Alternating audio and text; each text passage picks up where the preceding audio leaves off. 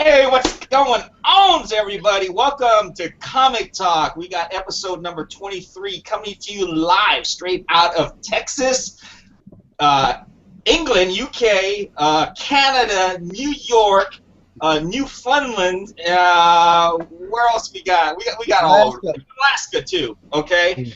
So welcome and thank you for joining us this evening, gentlemen and ladies, of course, and all comic book geeks and fanatics all alike.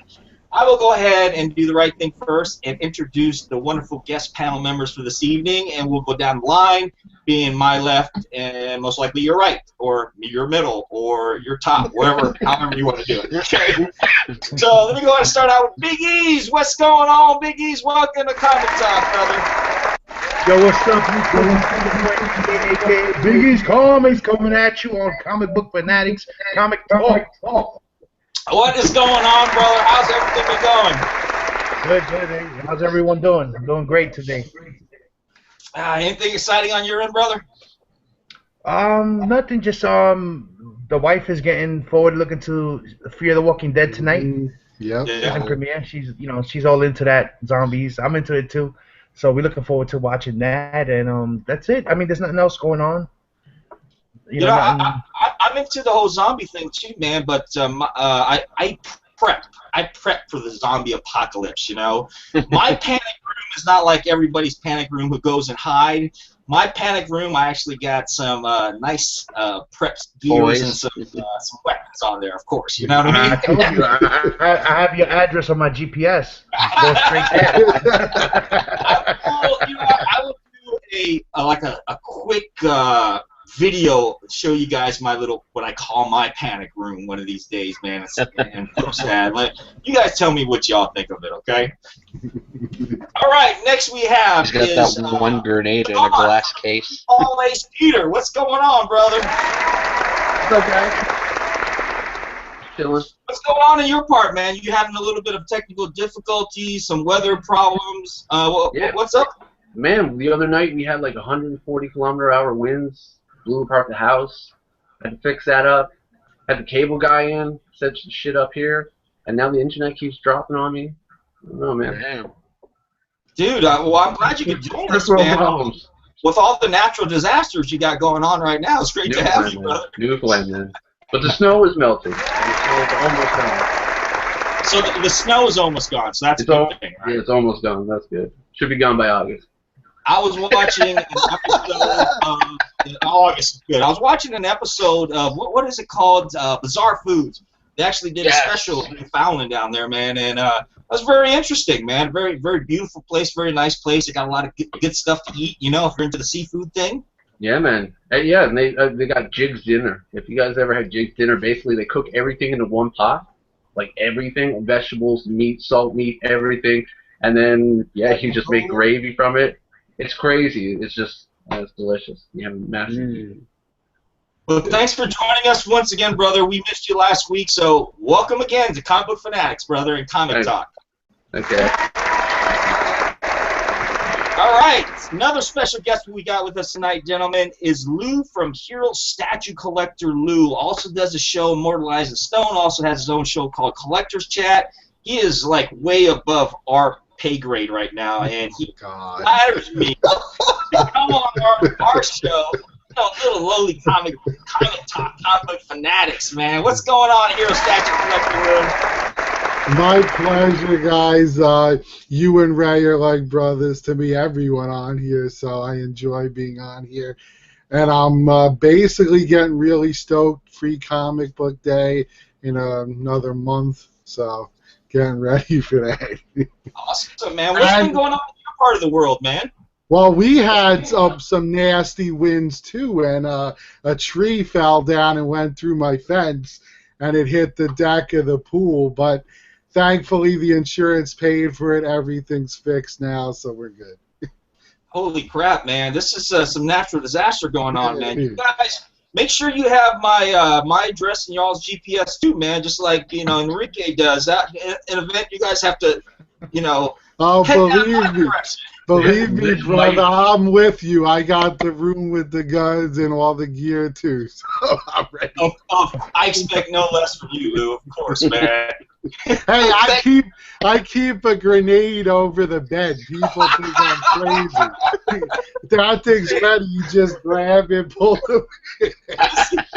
This guy says he doesn't just have like a shotgun or a handgun. He said, "I got a motherfucking grenade, motherfucker. So I'm gonna blow your ass up."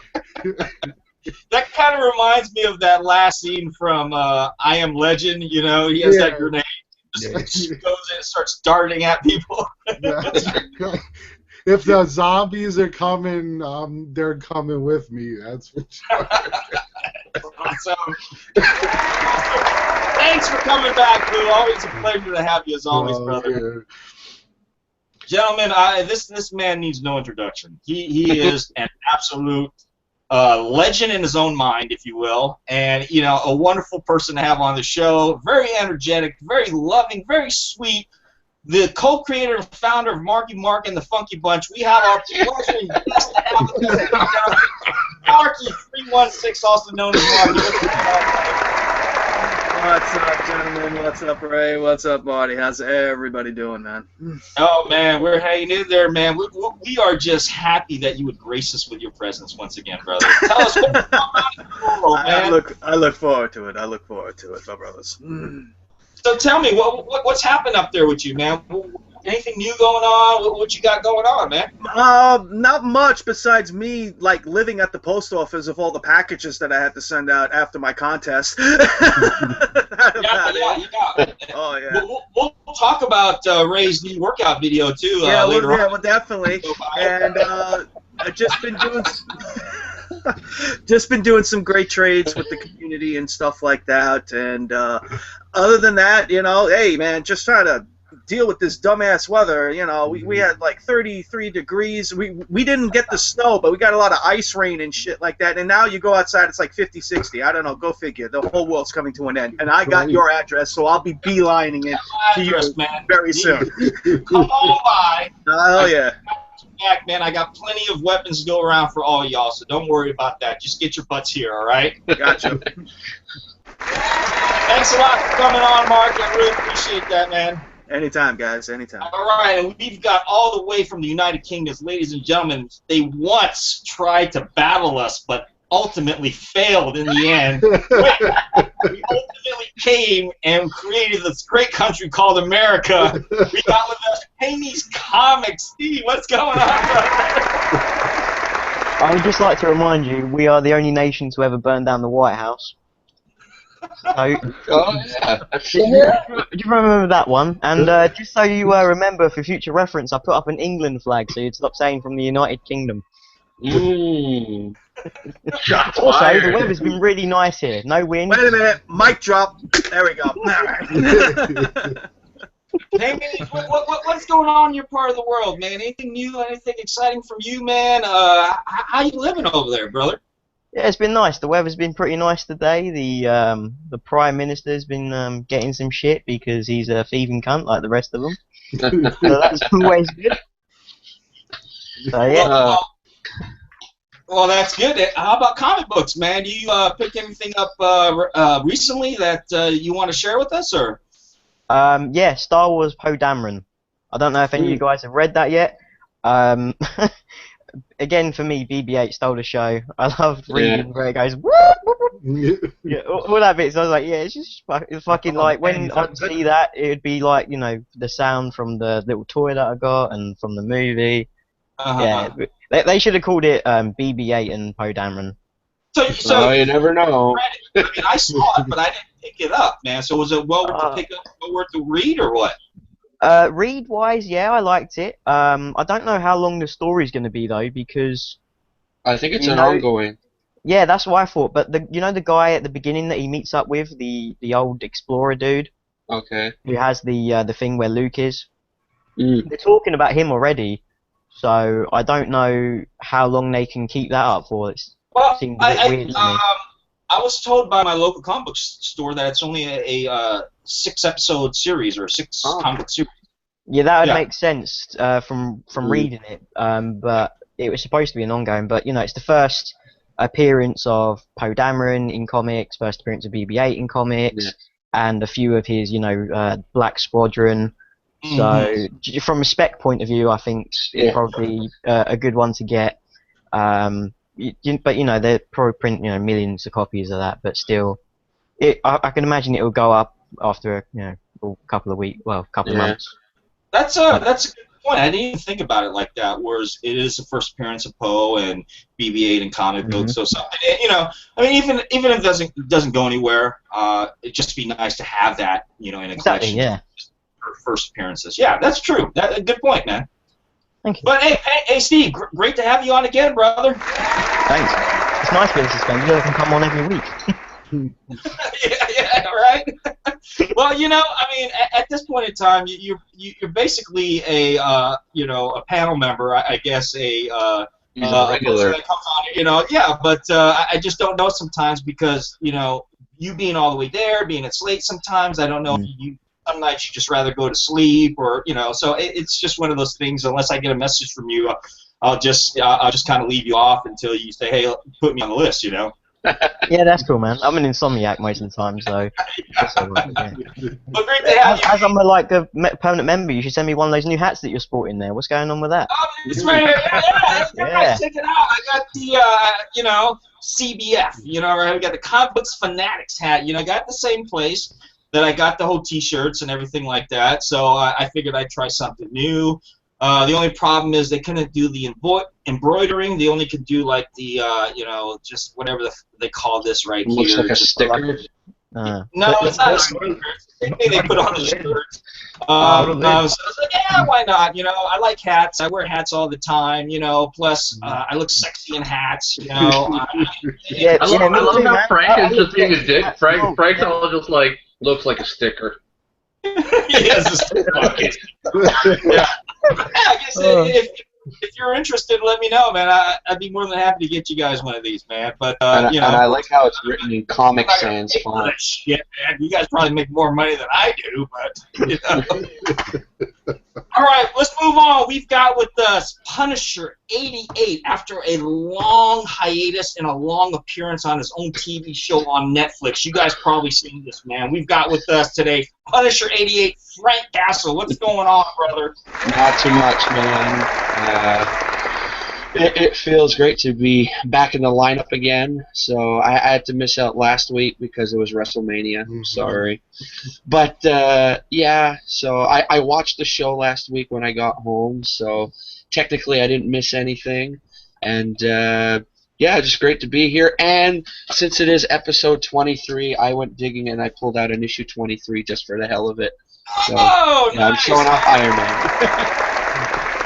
Look at you. Showing Comic Talk some love like that. I like that, brother. Hey, thanks a lot, Frank, for coming on, man. And, I see that wrestling gets priority over Comic Talk any day of the week. So it's nevertheless really nice, and you're very fortunate that I would have you on after, choosing wrestling over us. Let's just say after the ending of WrestleMania, I would have preferred to be on here than watching that. I'm totally with you, brother. That ending pissed me off. Not bad. They just should have showed the Hell in a Cell match and said, "Thank you, good night." That was it. That's all you needed to show. The Hell in a Cell should have been the main event, not the title match. But anyway, this isn't wrestling talk. This is comic talk. That jump off the top of the cage, my God. Hey, you guys don't know, our hostess, Jenna, is going to be with us later on. She's Jeremy, her boyfriend, actually showed up to Arizona today. Yep. Excuse me. They're on their way to Mike DiBuffalo's house right now, so they'll actually come on and pop in a little later on. If you guys don't know who Mike DiBuffalo is, he's going to be gracing us with his presence. He's another artist, does wonderful, great book. So if you guys know who Mike or don't know who Mike DiBuffalo is, just Google some of his artwork. Does some really amazing stuff. And so I'm very excited to have him on the show as well, just to hang out, because this is kind of a shoot the shit type of episode, having fun and enjoying ourselves once again. But anyways, let me move on. This man right here needs no introduction. If you guys don't know who this guy is by now, my partner in crime. You know what? He's actually going off to do bigger and better things by making his own workout video. He gave you a little taste of it earlier in one of his videos. He's trying to get like me and trying to do all the sexy stuff here, but it's going to take a lot of years to catch up with me. But nevertheless, my partner in crime, we got Raymond Franklin Jr. What's going on, brother? Hey, what's up, everybody? Sorry I had to bolt last week, but duty calls. Had to go check on my guys and stuff. A little tired today. I know Marty is as well because, still doing school and all that I got to get ready before I leave. And then I'll be seeing my partner in about 50 days. I'll be down in the Great Lone State. Nice. 50 days, man. And then you're going to be coming down here. We're going to go down. I don't know if you guys seen the lineup for this Dallas Fan Day Comic-Con coming up, but we've got J. Scott Campbell coming in, we got Frank Miller coming in, we've got just a bunch of popular cosplayers. I mean, we got Stan Lee's coming in. Who else is coming in? There's just a freaking bunch of big names and celebrities coming in as well. I mean, Andy Kubert's coming in. It's gonna be nice. A freaking yeah. So I'm looking forward to it. Ray's going to be down here. We'll try to vlog it the best I can. That way we'll be able to post it on our YouTube channel and just kind of show you guys day-by-day events as far as the vlog goes. But I'm excited. I really am. And then after that, Ray's going to be going down to Vegas, right? You're going to Vegas after that. Yeah. The Las Vegas Amazing Comic-Con. Man, it's gonna be epic. I know Marky316 know about Vegas down there. Oh, Vegas is my second home, buddy. Kevin Eastman, he's gonna be down there. Wow. Yeah. So I got 2 words for you when you do go to Vegas, Ray. Spearmint Rhino. Okay, so just remember that. Spearmint Rhino. Okay. I had a great time there last time I was there, man. Let's just say that, okay? How much money did you lose? But anyways, guys, hey, welcome to Comic Talk, episode number 2023. Once again, man, you guys just met the entire panel guests over here. We got a couple more people that's going to be joining us a little later on. What is going on in the world of comic books, gentlemen? What's going on in the world of movies, TV shows? Talk to me here. What do we got? Well, let me start off real quick. I know Sideshow Collectibles, Hot Toys, just posted the Black Panther, and I cannot wait to get that. 1/6 scale. I cannot wait. I'd like to see them do a Spider-Man. Oh, you know that's coming. Yeah. You know they're all coming. That's going to be nice if they do. Yeah, so I'm looking forward to that. I'm also, like I said, looking forward to the Ben Affleck Batman coming out, Wonder Woman 1/6 scale coming out, and Wolverine. It's not like from the movie Wolverine. It's a different 1/6 scale version of Wolverine, and those will be out around about July, August time frame. So guess what I got coming in the mail within this week? I got the Kylo Ren 1/6 figurine coming in. Nice. Oh, wow. Yeah. And then they've got the new Darth Vader 1/6 scale, and they also have got the new Darth Maul coming in like later on towards the year from Sideshow Collectibles. So I'm going to try to stack up on all the Sith, the Sith Lords. So that's my goal for this year, is just kind of try to do all the Sith Lords in 1/6 scale, then eventually go on to the Jedis and stuff. But I don't know. I mean, don't get me wrong. I like the Jedis, but then I still, to me the Sith. It's all about the Sith, man. It's all about the power of the dark side. Come on, let's face it, guys. That's what we really exactly. Don't sleep on the big stuff because they're bringing out the quarter scale Kylo Ren as well. Yes, that is true, and and if you're a statue collector, man, they got all. You just don't know what to pick up sometimes, And you find yourself, chest high into debt because you're just picking one thing out or another, man. But I will tell you, you've got to, you know, especially for like a lot of the new statue collectors up there, it's so easy to get wrapped up into that hype of wanting everything there. But I will recommend to you guys, I mean, I say it a lot, if you don't pre-order it, you're going to miss out. You'll be paying your aftermarket costs on that. But nevertheless, just find what you love first and stick with that until you can actually have some more disposable income, you know, and then you move on to other bigger things. But the one thing I found really great about it is like guys like Lou, who's willing to offer me his whole Sucker Punch lineup, you know, just for nothing. That's just awesome, man. What do you guys think about that? He's a good guy. He's a good guy, that Lou. Good guy, man. And he's going to cover the shipping costs. That's crazy. That's crazy. No, he said he would bring it to me, man. He would just show up at my doorstep and bring it to me, you know? Yeah. Such a nice guy. I'm pretty sure that would take 2 trucks, man. I've seen his collection. That's crazy. Speaking of the statue, though, today, I'm wearing the Spidey shirt today because I want to talk a little bit about Spidey, man. Now, if you guys read a little bit, he's going to have a little bit more of just a short scene in the new, you know, Civil War trailer, man. And then they talked about rebooting him. Why? I thought the last 2 were great, but why reboot him though, man? I mean, you guys, a different actor. They just want to get it right. Both those films are shit. Well, we sure as hell don't need another Gwen Stacy story. We just got that.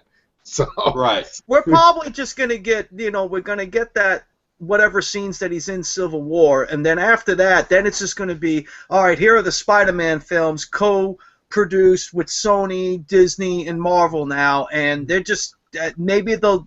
I don't think they're going to shoehorn us another friggin' origin story. Maybe they'll give us like what they did in Batman vs. Superman, give us like a 15-minute thing, and then take it over there in the credits or something like that, and just okay, here's Spider-Man, and this is the next adventure or whatever he's dealing with, and all that, and that's going to be the new, hopefully, franchise for them, and hopefully they'll get it right. Well, Mark, this is what I heard. I heard they're supposed to kind of reboot it to where he's a kid again back in high school, man. Well, he is the age. He is a younger kid, so it has to be something like that. So I understand that completely.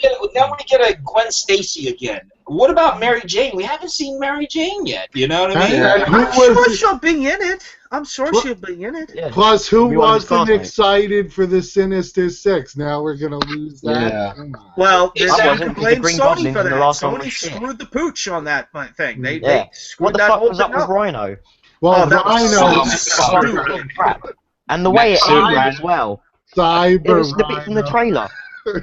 That was a disaster. That film. I just couldn't get. I left the theater going, what? Which one?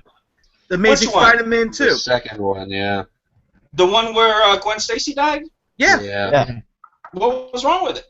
Everything. Fuck it. What was right with it? I know. Green Goblin. The only thing right with that film. Everything else is wrong. It's all shit. Electro. I know Lou. You like the Electro. I thought he was fucking crap. Absolutely. First of all, let me say that Spider-Man reboot #1 and #2 that you thought was crap, all right, was the first one I liked. Film. Exactly. And secondly, let me say it was great to have Paney on Comic Talk today. But I'm saying goodbye to him. No, seriously, you guys hated that movie? I mean, I enjoyed it. Really. No, I like. It was I all over the liked place. them better than the old ones. I enjoyed them, especially the. Yeah, I had a lot of nice parts in it. When he picked up the car, that was No, I'm not saying that it was.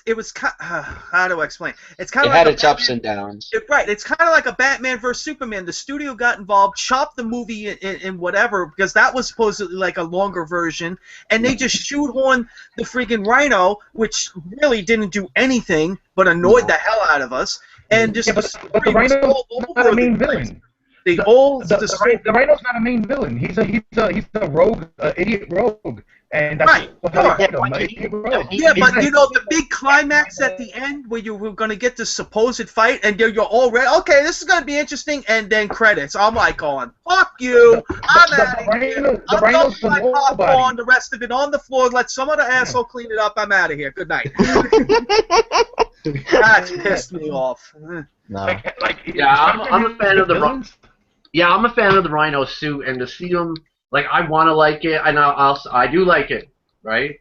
Right? I do like it, but you know, when you see Rhino show up in a Lego costume, it's kind of, you know, it kind of takes the wind out of it a bit for me. So, but yeah. So basically, you guys are saying you want to see a more traditional villain costume from these guys, as opposed to more of another. A better story. That story was. I mean, I liked what they were doing with Jamie Foxx, but it sounds like his story was all over the place. Trust me, the whole Gwen Stacy and Spider-Man thing and Peter Parker, that was fine, and of course the way that they did the death scene, I thought that was done perfectly. Yeah, that was good. Yeah. But like I said, and then after that, you get this little stupid stuff, and then you get the side story with the Dan DeHaan. Who the hell did he play? No, Osborn. And you get with him, and you're trying to understand, you know, the father and all that, and him, and he's turning into the Green Goblin, and then trying to, you know, that was all over the place. I wish they would have just stuck it with him, little bit, you know, also with Electro and the Gwen Stacy thing. Just stick with that. We didn't need the Rhino. We didn't need all that other stuff convoluting all over the friggin' place and making the story confusing. I mean, that's what I'm saying. I think they had a great idea, but they just didn't edit it. The story wasn't confusing. It was confusing for Mark. Spider-Man stories, if you look at them, they're all over the place. Like, he's fighting one villain, and then it's annoying issue. I got another one, and that's what they try to do. It's the same thing they do with the cartoon. He's all over the place. Like, he's running into characters left and right. That's what they try to, I think, portray. Like, it sounds like you had like one too many espressos, man. It was all this shit, man. I don't know how long I've been on Gene's Hangout, man, but the bottle's gone, and there you go. We gotta chip in and send Mark some more medicine, man. Hey, Vicky, you're coming in really like just off and on, man. You might want to like try to log out, come back on again, try to, because you know, as sexy as you are, I hate for you to look like that on TV, man, or television. Frozen? No, your voice is. When you're talking, I'm getting the choppy / Speedy Gonzalez version. Yeah. Sounds like it's going on an hour. Espressos, man. The problem is they haven't been able to nail the Green Goblin correctly. Oh, yeah. First he was a Power Ranger. Spider-Man. Then he's a mutant-looking guy. Just use CGI, for God's sake. Well, I had the same problem when they were doing the X-Men movies, when they gave them new costumes. Like, how, at this point, is it that bad to try just to put them in a purple costume? Is it that bad to have a Rhino dressed up in a Rhino skin? Just do it. See what happens. It might suck, but I wasn't upset with that, though. Best case scenario, you end up with a really good Power Rangers episode. Right? Why not? Look how good they did the Hulk. I mean, is it that hard to do Rhino the same way? Myself personally, when it came to Rhino in the Spider-Man movie, when they were showing the part where Peter Parker was checking out the genetics and everything, how they were able to grow a limb back on a rat with Dr. Connors, right there, I thought they were going to take something from the comics where the guy who is Rhino, the Alexei, whatever his name is, I thought maybe they would do like a test on him or something, and he would be like part human, part Rhino or something. That's what I thought they were going to do. Robo Frank's back. I mean, I just but then was looking. Show up. We are all having bad internet today. Oh, yeah. It's a low connection in here. I don't know, man. We've seen I mean, out of all of the Spider-Man movies that they've created so far, what was it, about 5 of them so far? I think it is. At least it's not Tobey Maguire. 5. We've seen Doc Ock. We've seen That was the best one. Yeah, that wasn't bad. Yeah, Doc Ock was the best one. So. Yeah. Spider-Man 2 was the best one out of all of them. Yeah, because Venom was horrible. Oh, they Up in 3. messed Venom up bad. Boy, did The they problems screw I that. have with 3 is the same ones I have with Amazing Spider-Man 2. They're basically the same film, Yeah, but right. with slightly different villains. And they But- didn't learn their fucking lesson, and they fucked it up again. And Sandman was pretty why good. they've had to give it back to Marvel. Sandman Right. was done pretty good, but Venom was horrible. Yeah. I mean, it's basically the same scenario. You had a good idea, and then you just screwed up on one thing, but did great on another, and it was again all over the place. And you're like, "Oh, what the hell's going on here?" And I don't know. I don't know. They tried shoehorning too many origins together in one movie. Well, That's what I I hope in the think. Tom Holland one there is absolutely no mention of any origin No whatsoever. Uncle I hope Ben. he's just We know he's straight dead. in. He's a high school kid. Villains are trying to fuck shit up, and he's got to go Yeah. sort it out. That's Yeah. all I want to see. I And, you know, think maybe it's- Iron Man or something in there as well. I Yeah, think that's it's cool. people are tired of origin stories, man. Mm. True Well, or Marvel false? aren't doing it anymore, are they? No Marvel movie from now on is going to be an origin story. Mm. It's all just going to be they already exist in the universe. You don't know the origin? Go read a comic. Yeah, for real, man. If I see one more I mean- origin for Batman, I'm gonna lose my mind, dude. Oh, Like, I can care less anymore. I can care less. I don't care that your parents are dead. Good. It was Stop. good seeing Negan get killed. That's about it, though. Well, Now, Tell me Steven about Mac- Seagal would have never got killed. Steven Seagal would let's have never talk got killed. about Negan, man. Let's talk about him. Paney, Oh my what do you god, I guys love think? him. Oh, What do you guys yeah. think about Negan? And you know, let's not get on that topic yet about who got the bat, because you know that could Yeah, probably, that's you a touchy know, one. That's one that's going to either piss us the hell off or we're going to be happy. Because I know if they don't follow the comics, I'm going to throw something through the television. I'll be pissed. I'm waiting for him to I don't care. I got my opinions on that. I don't think they follow the comic at I all. know, I'm don't think so they don't. sad. I don't Because think I there's some good theories out absolutely there. hate the character and I want him dead already. Me too. Oh, I want him dead. I want him smushed. I want him his head rolling Because down the lane. let's face Can I it. tell you guys? Can I tell you guys why?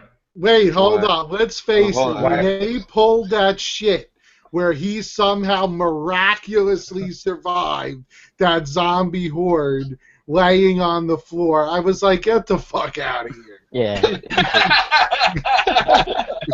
Crawling under the dumpster. Yeah, come on. Mm. And how would none of them not bite his face or something? Or his hand or his leg, Yeah, something. Yeah, exactly. Fucking ankle biter, you know what I mean? It'd just be on there.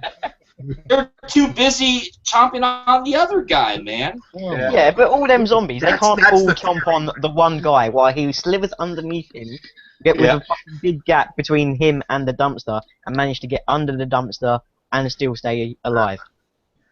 Not only Plus- that, just everybody freaking out. All the fucking Walking Dead fans freaking out. Oh my God, Glenn's dead. Oh, and my wife. Oh my God, Glenn. Who the fuck cares? He's dead. Move on. I don't give a damn. I hope he becomes spaghetti somewhere. I mean, let's Right. move on from this.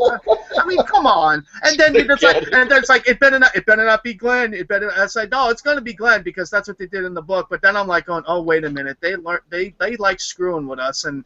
All right, well, someone's going to die that episode, and then just like everybody else, I'm like, here it comes, and Yeah, and the Fade to same shit, like it's Spider-Man 2, they end it mid, and you're like, Yeah. what the fuck? But do you What? think that they've actually decided? Like, do you think I don't think the they did, producers? that's the do, thing. do you Yeah, think, do you I think don't they're like think waiting so for fans? hmm I don't think they did decide who was going to get axed, Mhm. and I also think it's definitely a marketing routine because look what's happening. We're all going to be talking about it. We're all going to be anticipating it, and the ratings are going to be exploding on that episode. You think that this is more a marketing ploy or scheme based off people's reaction, where people will say more to this side, or more to this side, or more to that side, or more to that side, and then they'll side. Then they will decide right before the new season come on. Okay, we're gonna kill this character because this is what everybody thinks or doesn't think or what have you. I think it's a 50-50. I think they already know who they're going to axe, but I think they also said, well, let's let everybody sweat this one out, and also gives us a lot of, everybody anticipating the next season and the rate, and it's all about ratings, people. And all these videos. It's not about pleasing the fans. It's about getting the ratings, and this is a good way. I'm telling you, they're going to break numbers. They're going to break numbers like they always do. Which characters do you guys not want to see get the bat? Which Abraham. character? Everyone but Carl. Everyone but Carl. Well, we know it's not going to be Carl, and we know Rick. Yeah. You know it ain't going to be Rick because of the simple fact that he said if anyone moves, take out his other eye. To the father. That would have been a great misdirect, though, if they just go, we're going to kill Carl, fuck you. Bang. Yep. Then take his eye out and feed it And to him. you can't kill Maggie because she's an integral part of the next season. Yeah, go on the hilltop. Same with Michonne, innit? She goes to That's Rick's bitch now. Yeah, you can't kill Michonne. That's his chocolate thunder now. Ray, what you call that? Some chocolate thunder? Is that what you said? Yeah. I'll drink to that one. Can't kill her. I think Eugene got to get the last drop out of here. I think it's Eugene. That is one deadly couple, man. You don't want to fuck with them. Yeah. I mean, with the AMC channel here, I didn't get to watch this past season 6, so just coming on Comic Talk and then listening to y'all, I think it was Eugene because he needs to fucking go. It's not Eugene. If you look when Negan is looking like at the camera, when he starts saying you can cry and all this shit, he looks this way, then he looks this way. So you know it's not someone on the end, which is why I don't think it's Glenn. Because Glenn was on the end. Yeah, it's true. And I think all the screaming at the end was a misdirect. Because if you listen to the audio, you hear Abraham's name. Yeah. Well, you hear Glenn say Mag. You hear Maggie say Glenn. Taking it like a champ. I reckon it was Daryl because he's going to be on that cruise, that Wizard World cruise, and he's doing his other show with motorbikes. Let's do this, guys. How about this? You know how everybody has those raffles. You put in $10 and stuff like that. Why don't we do a comic book fanatics family raffle where you put like $10 into the pot, and whoever picked like the right character that got batted or whatever wins the pot. All right, sweet. I'm down for that. Yeah, me too. That's $100. The problem's gonna be we're all gonna pick the same person. Well, no. Yeah. You get the names right. You put the names like, say if we got how many people on the panel here? We'll get all that. That's the number, and we'll get the number of people that was in this inner circle. Those are the names in a hat. Then we do a randomizer, and whoever's first, second, third, fourth, those are the names that we get, and we have to take those names. That's a good idea. And whoever ends up with Rick, we're fucked. No, you can't have Rick or Carl. Rick or Carl. Okay, Rick or Carl. If you have the others, it's about 10, which is about the number of us that are here. Okay, so take Rick and Carl out, and everybody else is fair game, and everybody gets a name out of the hat, out of a randomizer, and that's the name that we get. And if that person gets the bat, we win the pot. It better not be Daryl. I reckon it is. Because he's fucked anyway, and he's not in the comics either. Yeah, but Daryl is like their golden boy. He's on the cover of the games. So are they gonna start rehashing if Daryl dies, or if Daryl dies, we're gonna riot again? Are they gonna start bringing that back? I'll give them all fucking Kleenexes, and they can cry their hearts content, and they'll be fine. And everything. This is, remember, people, this is all fake. It's not real. I remember it was you guys I still enjoy them. Calling to that goddamn talk show. Well, I was feeling that this is how the it's like, it's not real. Stop. Just stop. Oh, Marky, man, you say that. We read comics, they're not real, but you still have an emotional attachment to them. True, but I don't feel like it's like I'm going to call freaking Jeff Johns and say, I think Superman wasn't feeling it today. You better take over for him. I do, I'll fucking write it. Yeah. Hey Oh, guys, not shut up to you. Just shut up to all the fans that just like get on there and just drive me. I can't watch that Talking Dead. I literally, when that comes on, I'm back downstairs. I just cannot watch that. It's just I wait annoys for the shit out comic of book me. men to come on. They'll have Yeah, to basically, come I up. wait for. I rather listen to Walt's awful laugh. I'd rather hear that than listen to friggin' Talking Dead. Oh my God. They'll have to come up with some crazy way to bring him back from the dead. Mm-hmm. Bring in the Lazarus pit out of nowhere. Bring him in the Lazarus thing. I love that. From comic book. Yeah, I know. Crossover. Crossover. There you go. What about Rogue One trailer that just came out last week? Oh, Fucking what's awesome. awesome. I've only watched it 100 talk times. About that. Let's talk about some Star Wars, man. Because I love me some Star Wars. Let's talk about Star Wars. Who wants to start out? Me? Me. Okay, you guys. Fuck you, I want to start. Alright, there you go, man. Fucking go, man. Shit. Damn, we can battle in this moment. Well, since he's the one who did read Poe Dameron, so he could go. Yay! Hey, just go listen wait. Listen wait. That'll pick all the first. I'm going to bed. No, like, you know when they did like the teaser the day before and you saw the black stormtroopers? Mhm. I really, really wanted to know who they were, and when they did the full trailer and everything, I watched all the reaction videos and all that, and it turns out they're Death Troopers, and they are like Darth Vader's like personal stormtrooper. Oh, that's cool, man. Yeah, so I was like, yes, that's cool. We're definitely going to see Vader. Obviously, we didn't see him in the trailer, but we still got like 8 months left before the movie comes out because they pushed it back to December. The Sand Troopers, I thought that was a bit weird. Yeah, You never saw like any brown stormtroopers in the original trilogy. So that would be interesting to see how they do that. And the AT-ATs at the end, where they're like shooting down, that's fucking cool. Brutal. They don't care I love AT-ATs, man. Yeah, I want to get one of the original ones and put it next to my TV. It would look fucking awesome. That's cool. Yeah. Oh shit, what's the chick's name? Ray? No, not Ray. Oh. The one in the trailer. I forget her the name. main character. Yeah. She looked pretty cool. She's like, this is a I'm a rebel. rebel. I rebel. Yeah, that I thought that was pretty cool. And then she must be on like the Death Star because she was wearing the looked like the TIE fighter outfit. Yeah.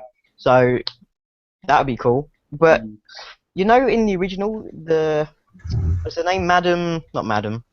The chick in the white dress. Grandma. Yeah. Grandma.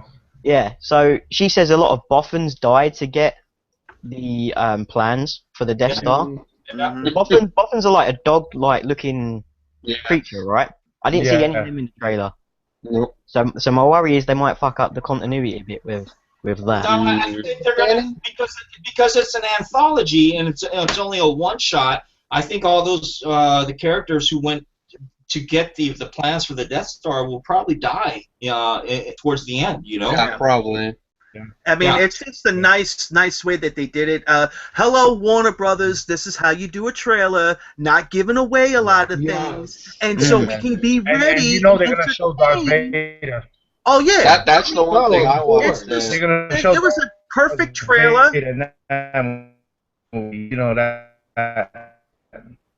Robots back. Yeah. Lots of mystery in the trailer.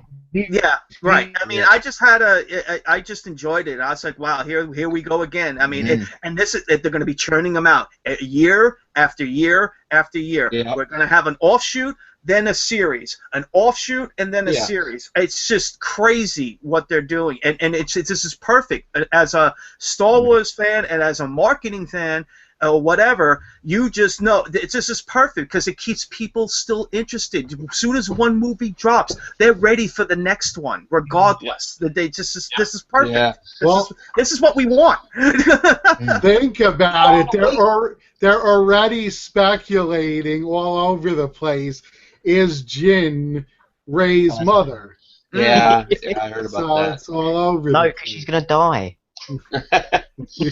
Myself You don't personally, have to live to be a parent. Yeah. Just have sex before you die.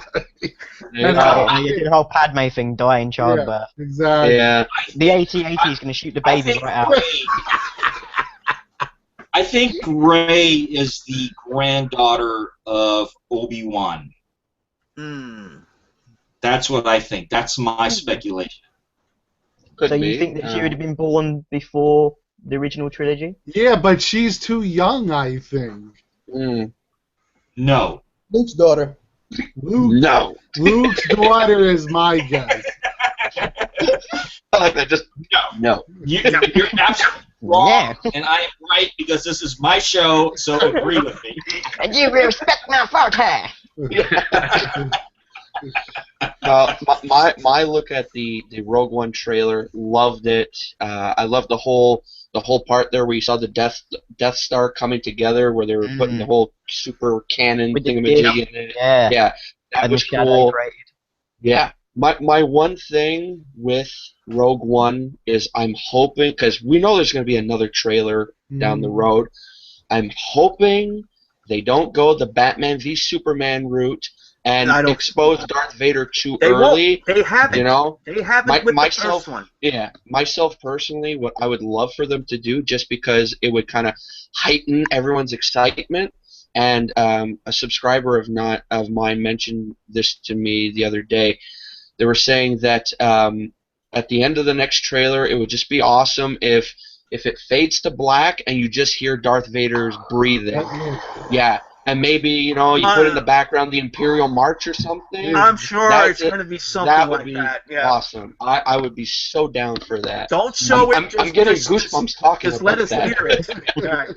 Well, I think they did a really good job with all the trailers for Episode 7. They didn't give anything away. When I they went didn't give away anything. Like I was like, from the trailer, I wasn't expecting we were all that. wondering about Kylo Ren and everything, so they didn't give away too much on him. So I thought it was really cool. Yeah, and of course, they didn't give a major plot point like some other film, Superman. It's just they just know what they're doing. Disney and with their properties that they own and how to market a film and don't get me wrong, Disney's not the be all end that. They had their flops too. I mean, hello Lone Ranger, and all that other stuff. I wasn't a fan of John Carter. I'll admit it. Well, John Carter, they marketed that wrong, but it was a good friggin' film. That's the problem. It was a good film. They just marketed it terribly. Wasn't John Carter a comic book character? Yeah. So there's a novel, comics, all that stuff. Yeah, I mean, it was just a culmination. That's what I thought it was going to be. But John Carter from Mars is a novel, whatever. Yeah, and, way it's back. been in books, but they just marketed it terribly. And so Disney did have, and they're probably learning from it. Okay, let's not do this, let's not do that. And we got the Star Wars license. Okay, they already had that. When they got that license, they said, okay, this is what our plan is going to be with this. Because and I'm sure they've taken notes from other studios of how they screwed up and everything like that. And they're just like, we're not going to do any of this. And, let's not do what they did. Right, correct. Yeah. And they haven't. And then that's why everybody went in droves. Well, then again, it was Star Wars, so they're going out in droves. And that's why Warner Brothers is scratching their head with Batman vs. Why are we not getting? Because you gave away the friggin' half of the friggin' movie. And you showed too much. You didn't leave anything for anticipation when you're in there.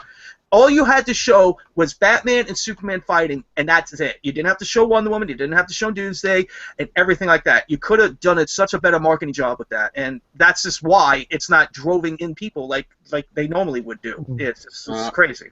Let's cross our fingers for the Justice League. Yeah. What TV show do you guys want to see next, man? I mean, they've done Daredevil. I mean, I'm talking about Netflix binge watching. Like they've done Daredevil, they're coming out with Iron Fist and Luke Cage. They've done Cloak and Dagger, baby. I'm curious about that one. What do you guys want to see next? What is that like? That TV, that Ghost Rider or Blade? One of those two has to be on Netflix. Ghost Rider. Oh my God, yes. I say Blade and probably the Warriors 3 from Asgard. I wouldn't mind seeing that.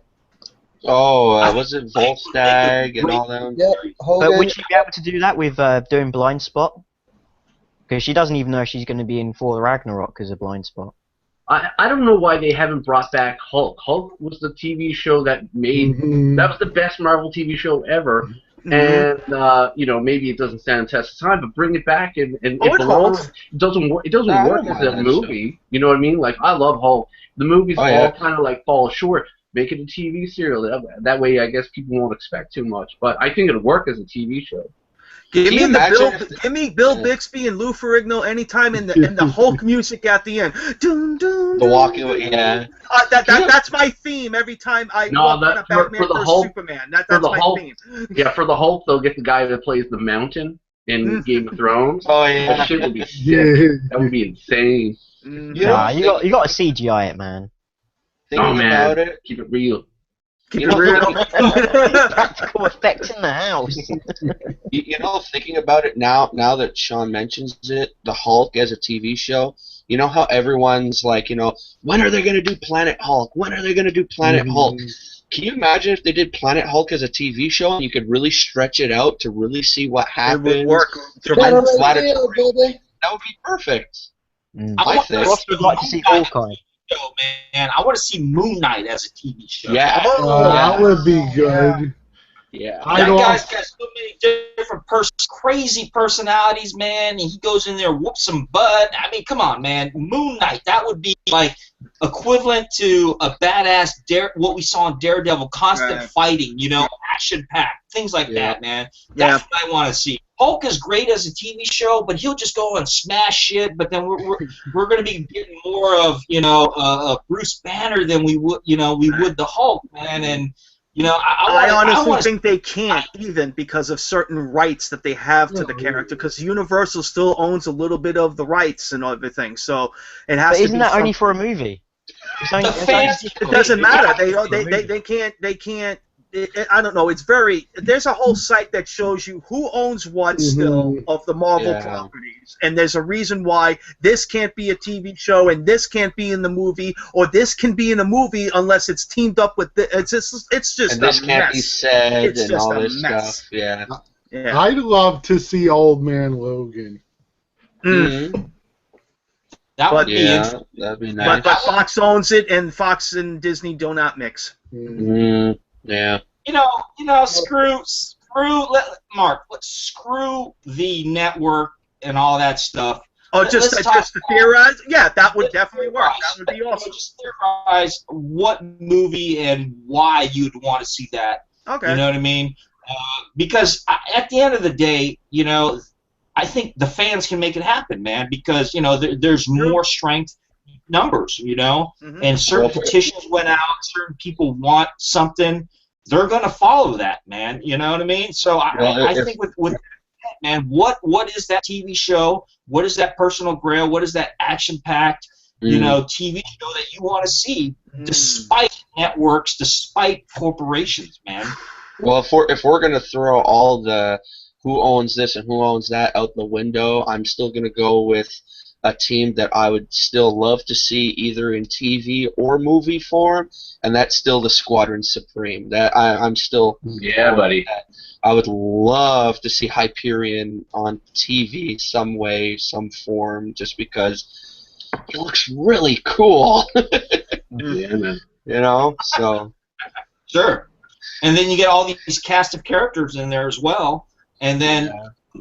You know, just interacting with the characters and getting to know the characters alone, and why not? Squadron Supreme. I'd like to see how they do, what's his name, Nighthawk, or whatever the heck his name is, just because he looks so freaky with his giant eyes. He looks like Michael Keaton Birdman, though, I think.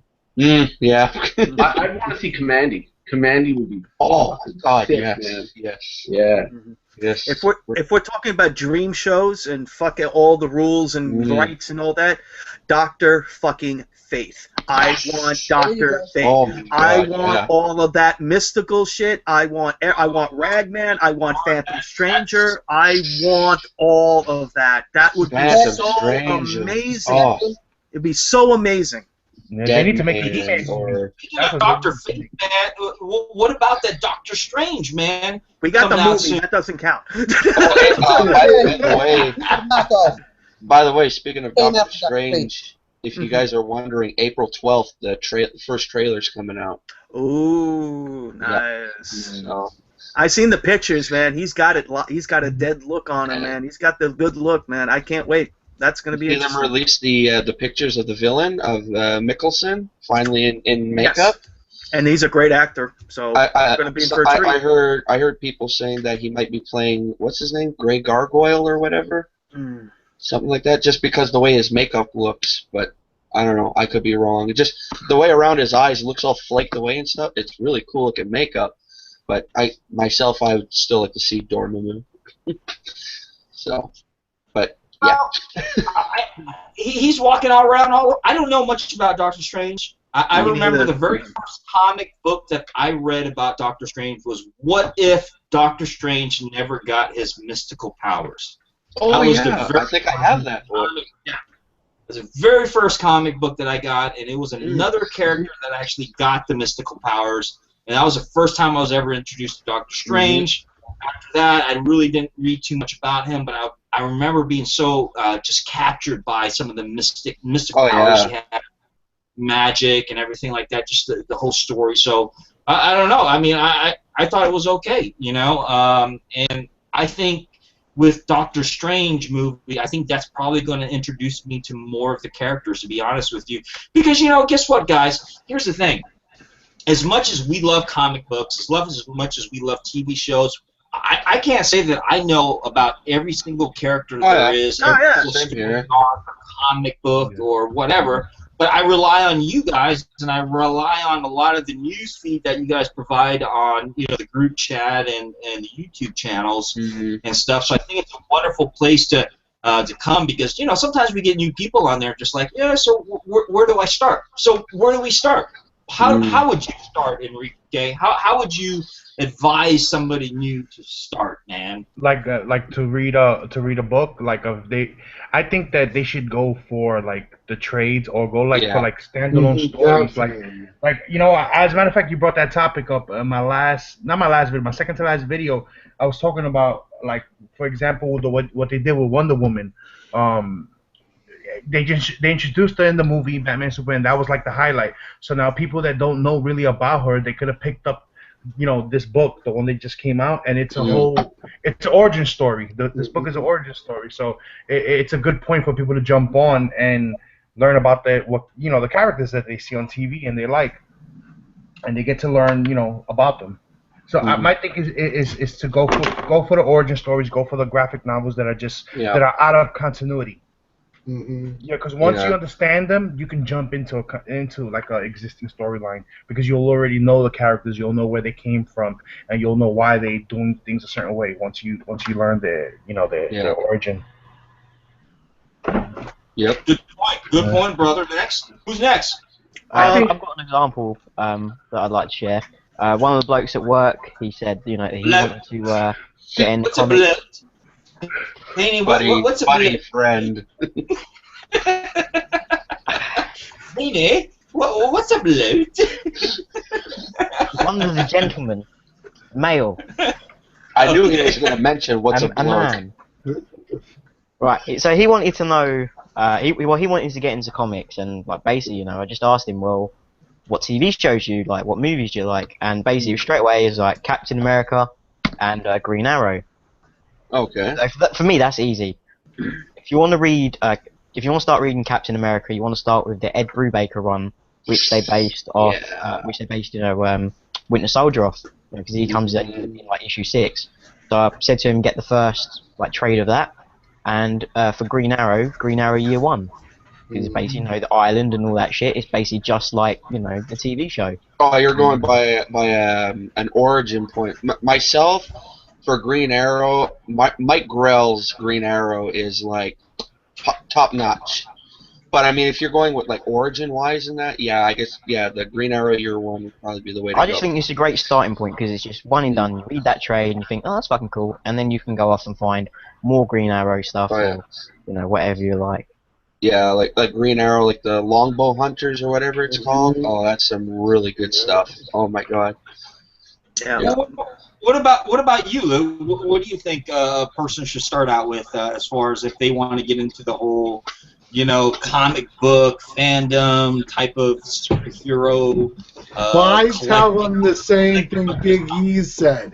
I said, get yourself graphic novels, because if you're going to sit there and try to buy each individual comic, you're going to go crazy and you're just not going to like it, especially with today's prices on comics. Oh, So it's so much more affordable, and you get the entire story for a good price. What do you guys think? What do you guys think about that reboot, though? I mean, with DC rebooting, right, and they're starting over, but they're dropping the prices of the comic. How do you guys feel about that, man? it's There's a strategy. There's a strategy to that, though. The books Yeah. are coming out every 2 weeks. Yeah, that's the thing. It's nice that they're bringing them back down to $2.99, but when you really look at it, sure, the price tag says $2.99, but now like there's going to be 2 or 3 books, or twice weekly or whatever. So there's more. So if you're looking at it like, oh, they're $2.99, so I'm going to save some money. Well, there's still more books coming out, so you're still going to be spending maybe even the same amount of money. So or more. Even if you're a trade reader as well. Yeah. If you're a trade reader, their trades are going to be coming up more often as well. So either way, it's going to cost you more money. Yeah. But still, I think personally, if you want to get into the Rebirth, just look at the list. See, which writers do you like? What stories do you like the sound of? What artists do you like? And pick through them ones. Yeah, I would recommend anybody who's that wants to start right now. I would wait till that Rebirth one shot comes out, and then you can select who you want to continue with. I mean, do you want to continue with Superman or a Batman or a Flash or so on and so forth? That's right. And that's just my feeling on that. But as for getting from back issues and all that, trade's a way to go. And if you have a library card, I'm sure as hell think that you do have some comic book trades in there. Just pick up, I mean, a couple of them come to mind. Wonder Woman from George Perez, that's a great jumping on point for Wonder Woman.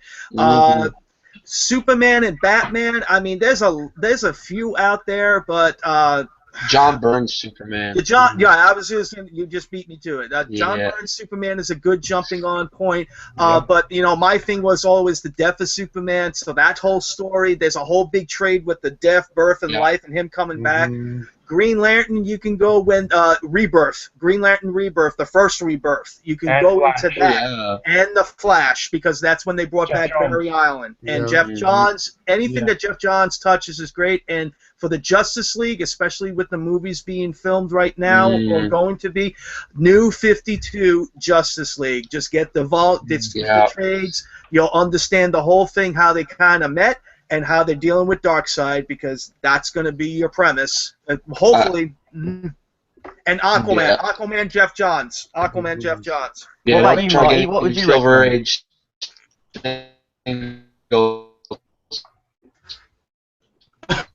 And Robot's back. So, Marty, what would you do?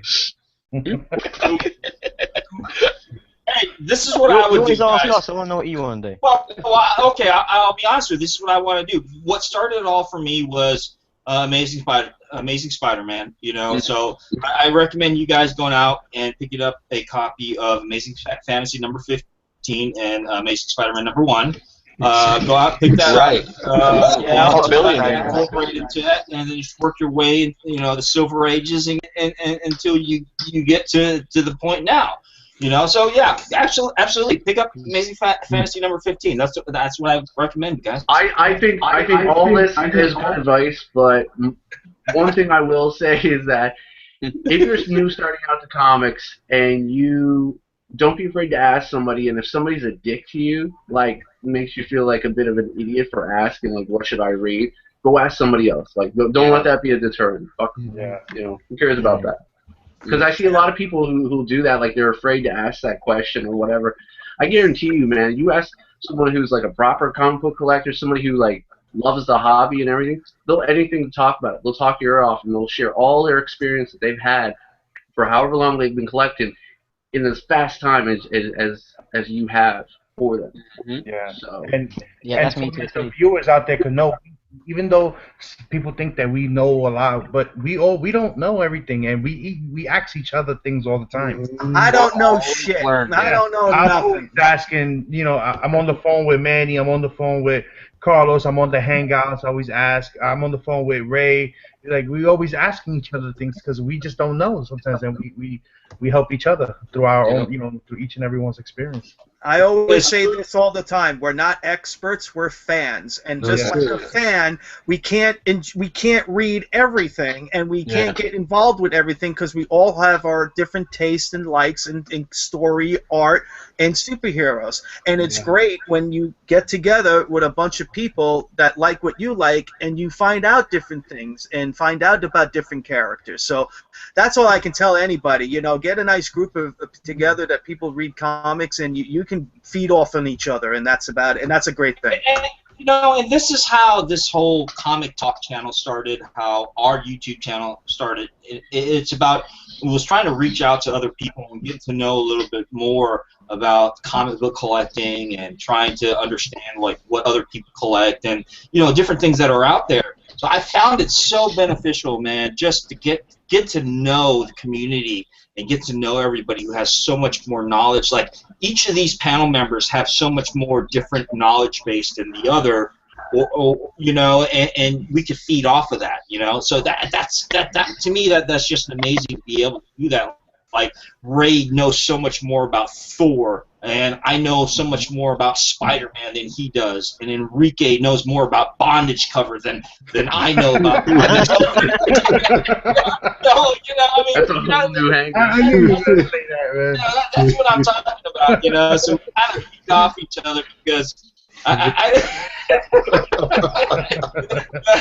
but and not everybody is like an expert on this panel, and sometimes I get this, I get these remarks, oh yeah, the big boys on the block, or and stuff. I'm like, dude, man, it's nothing like that. It's about trying to get to know each other, and that way we can draw off of each other's experience, not just experience, but knowledge, so we can learn more and get more into it. Because when I first met Ray was collecting. He was just collecting a whole variety of different stuff.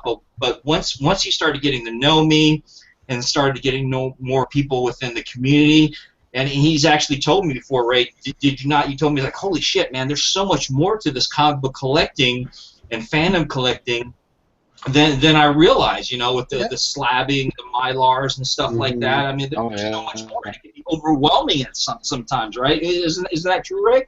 Yeah, it was. I mean, I know I got introduced to Midtown Comics when I was deployed, so my eyes just lit up when I seen, the back issues and all that. So I was collecting about like 20 titles, and then the shit just got overwhelming and expensive. So like right now, on the average, I'd say around about $100 a month I spend on comics. Then that's now. Beforehand, it was a whole lot more. And then, like you said, I didn't know nothing about slabbing until 2012. My wife took in Daredevil number 20, dropped it off at the local comic book store in Kansas for me, and it came back, and then I got hooked on that. So that's another expense right there. And then just bagging all your comics and stuff. Rebagging them because they've been in older bags because I didn't got them at other comic book stores, and their bags were garbage back then, so I got to rebag all of them. So once I met Marty in 2014, he kind of showed me the light, and that's that's pretty much how I feel with the community, as in just learning more. Because me growing up, I thought I knew stuff, but now I got older and meeting different people and their different aspects of it, I'm learning more like each day or whatever. Yeah, definitely. Definitely. Yeah, Knowledge is power, but when you got more people in a room with the same knowledge as you, with different aspects of it, it's just amazing of what we can feed off in each other and how to help each other out and actually ask questions about things without getting ridiculed and turned away like, you should know this already. People who act like that, go eat a dick. And I feel like you're describing an orgy right now. Oh shit! But you know what I mean. It's just because I gotta tell you, I've been collecting for at least 30 years, and for learning all the other stuff and all the other heroes and everything. It's from you guys. What? Oh. I think I killed Frank. Yeah, because also what I didn't realize is the fact that hearing this first appearance, and that's like real big, you know, since I've been on this community, as in first appearance, that's like gold around, you know, Fort Knox gold or something. Everybody's want that first appearance of this person, that person, and there's a lot of books I got that I didn't really take it serious that I had first appearance. First appearance, Better Ray Bill, and I collect Thor. I didn't really, it wasn't really no big deal to me until, you know, I started seeing everybody else. I'm like, well, shit, I got a first appearance of this character that, you know, that one, and I got two of them. So, you know, it is what it is. But I kind of like that first appearance.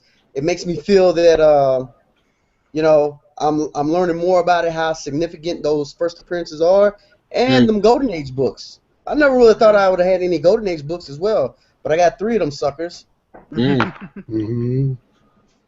Oh, definitely. Yeah, I know. It's oh boy. I mean, if this, like I just showed the you know, everybody kept on getting the Beta Ray Bill and all that stuff. Yeah. And it's just the, you know, I said, okay, I'm gonna get on. I mean, even what was it when we were at the Big Apple Con? I was like, Biggie, should I get this? It was already graded and everything. What was it, $25? But it was like a 5.5. But he told me, nah, man, you can get that cheaper and you can get a 10 times better grade than that. Don't buy that shit.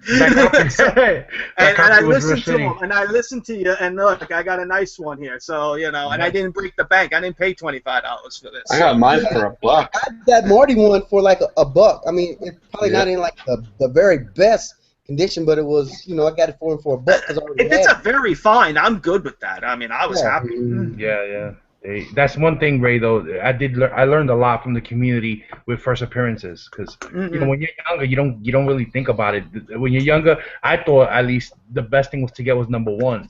Yeah, exactly. Yeah. My thing was like, oh, it's #1 issue. Gotta get it. #1 issue. First appearances, I really didn't know. 20 copies. Gotta get it. Exactly. Like, for example, for New Mutants run, I remember back in the 90s that I wanted New Mutants #1. I didn't want New Mutants 98 or 87. You know, I would have gave those shits up. Like, I want that. I want the #1. And look. Yeah. You don't know. Some of these books you don't know, and you know, I mean, okay, guys, I gotta ask you this: how many you had to be in this situation that I had? You're collecting all these books, and then maybe one day out of the road, you're just going through your collection and like, I really don't want this anymore, and then you come to find out years later that was all major keys, and you just gave it away for nothing because you didn't think it was going anywhere, because at the time it was only in the dollar bins and all that stuff. So you wanted to make more space for other stuff that was coming out. I mean, I'm a victim of that. I think everybody has. You just don't know with some of these books that you never know when it's going to strike hot, and then, you know, it's just crazy. That's the beauty of of a comic book collection, because you just don't know what you got, because you might have that one book that everybody, like a New Mutants 98, how it is, but that's coming down to earth now. Like I think we all said what was going to happen to that book. It isn't going to come down to. It's going to come down a little, but you know, it's still going to be a demanded book, and people are still going to pay some high prices for it. Well, at least I think it was high price, and it's just the nature of the beast with these comics and everything like that. But that makes it all fun, because I've heard stories like, oh my God, I actually had this in my collection, I didn't even know, and this book's like, you know, I paid $2 for it, and now it's like a $400 comic. You know? Well, how many people did that with Valiant comics? Oh God, yeah. Rid of them all, and now they're getting hot again. Yep. Flea markets, you'll find them. How much do you guys spend on comics now, man? And one of the panel members, I think it was Monster. Yeah, away from my side of the pond. How much do you guys? I mean, Ray already said he spent about $100 on a comic books. Enrique, we'll go down the line. How much do you guys spend on comic books? And include this too. Include this as far as the influence on YouTube channels, what you see on other people's channels, what you see as far as covers. So overall, how much do you guys spend now, man? All right. Well, I don't really put a specific budget monthly, but I can tell you so far this month alone, I've already spent about $150 already, and the month is not even halfway done. So I would say in a month's time between eBay and my LCS, I'll probably spend like $200 on books. Yeah. And it depends if I make a big purchase or not. But you know, even though like most of the eBay purchases are done through PayPal, and I'll use like eBay, you know, PayPal credit, or I will sell off a book and whatever's in my PayPal account, it's still money. So I mean, I would say about $230 a month. You know, on any given, about 230. And that's not even counting like the statues or whatever that some of us. Yeah, that's different. Yeah, that's right. You know, I have some a of us millionaires, but the millionaires right there, Lou and Victor, the millionaires right there. Well, my, you know, my wife actually bought me this piece right here. Nice. Black and white. This is the yeah, that's nice. Simon Beasley, but she also bought me the Wonder Woman one, the Artifacts Kotobukiya, the tall one. Oh, nice. Yeah, I have a few of them. I haven't opened them yet.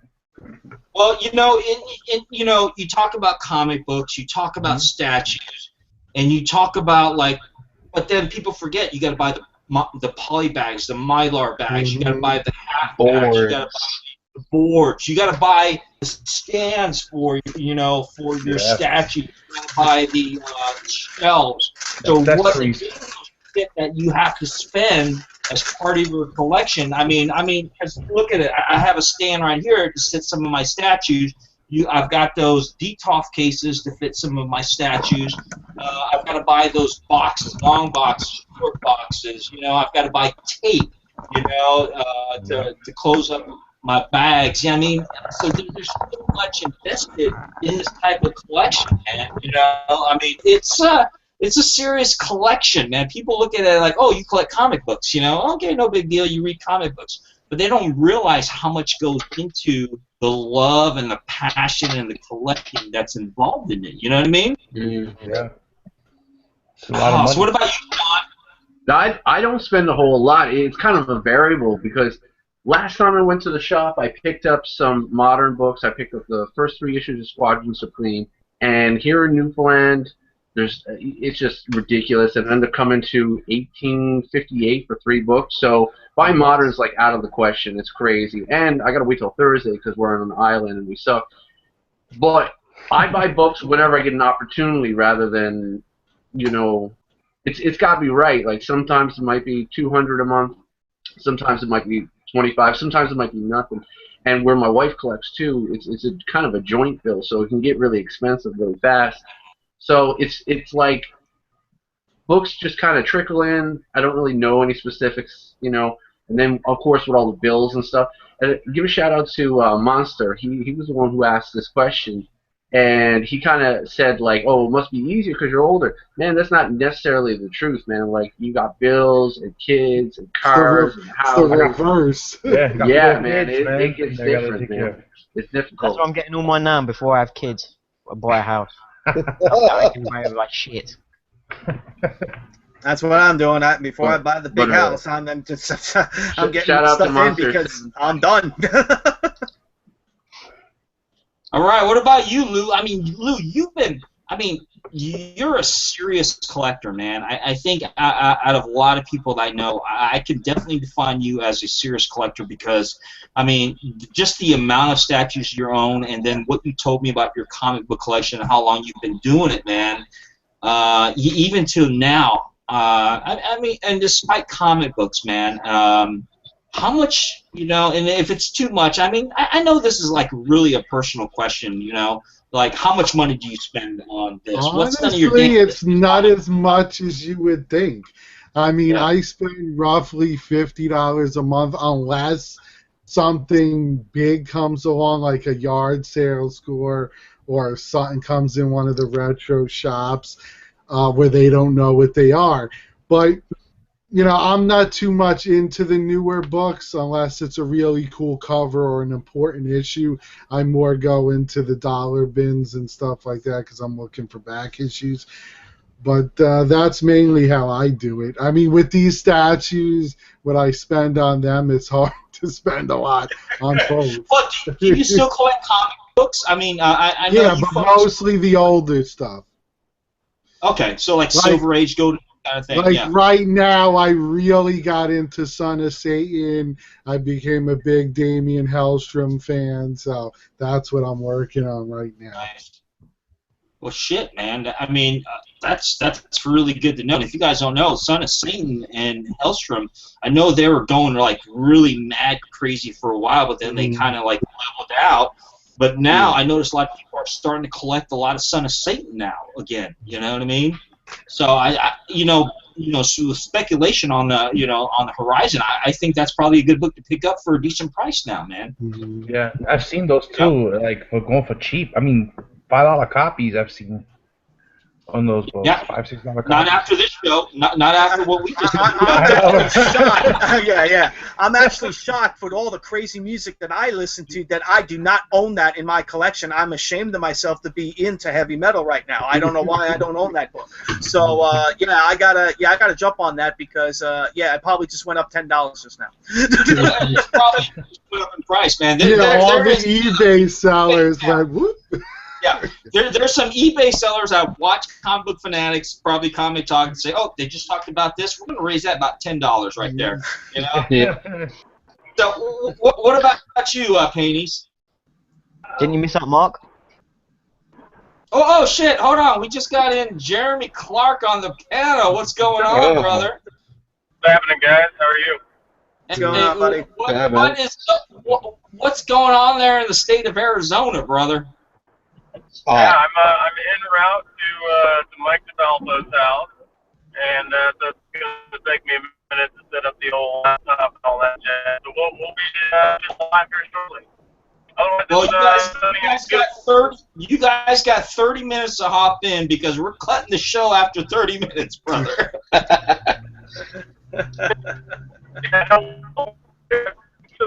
Please app. We're installing from mom's place. As soon as we get there, we can do a little 15-20 thing there. Yeah, Jeremy, I don't understand droid talk, man, but we will hopefully catch you on in the next 30 minutes, man. Oh boy. All right, brother. I don't think you guys understand droid talk, but I'm not fluent in that, binary digit. I don't know, Frank. Frank, can you translate, Frank? Can you translate, Frank? We'll squeeze all of our faces in together. Just be squeeze it in, man. Squeeze it in. We'd love to have you, Jenna, and Mike on, brother. And make sure you tell Mike to show us any of his new work that he has when he comes on, man. Yeah, absolutely. I'm sure I can drum up a couple things, scour his drawers, if you will, and see what I can, steal. You a sexy motherfucker, Jeremy. I tell you that, man. Alcohol kicking in now.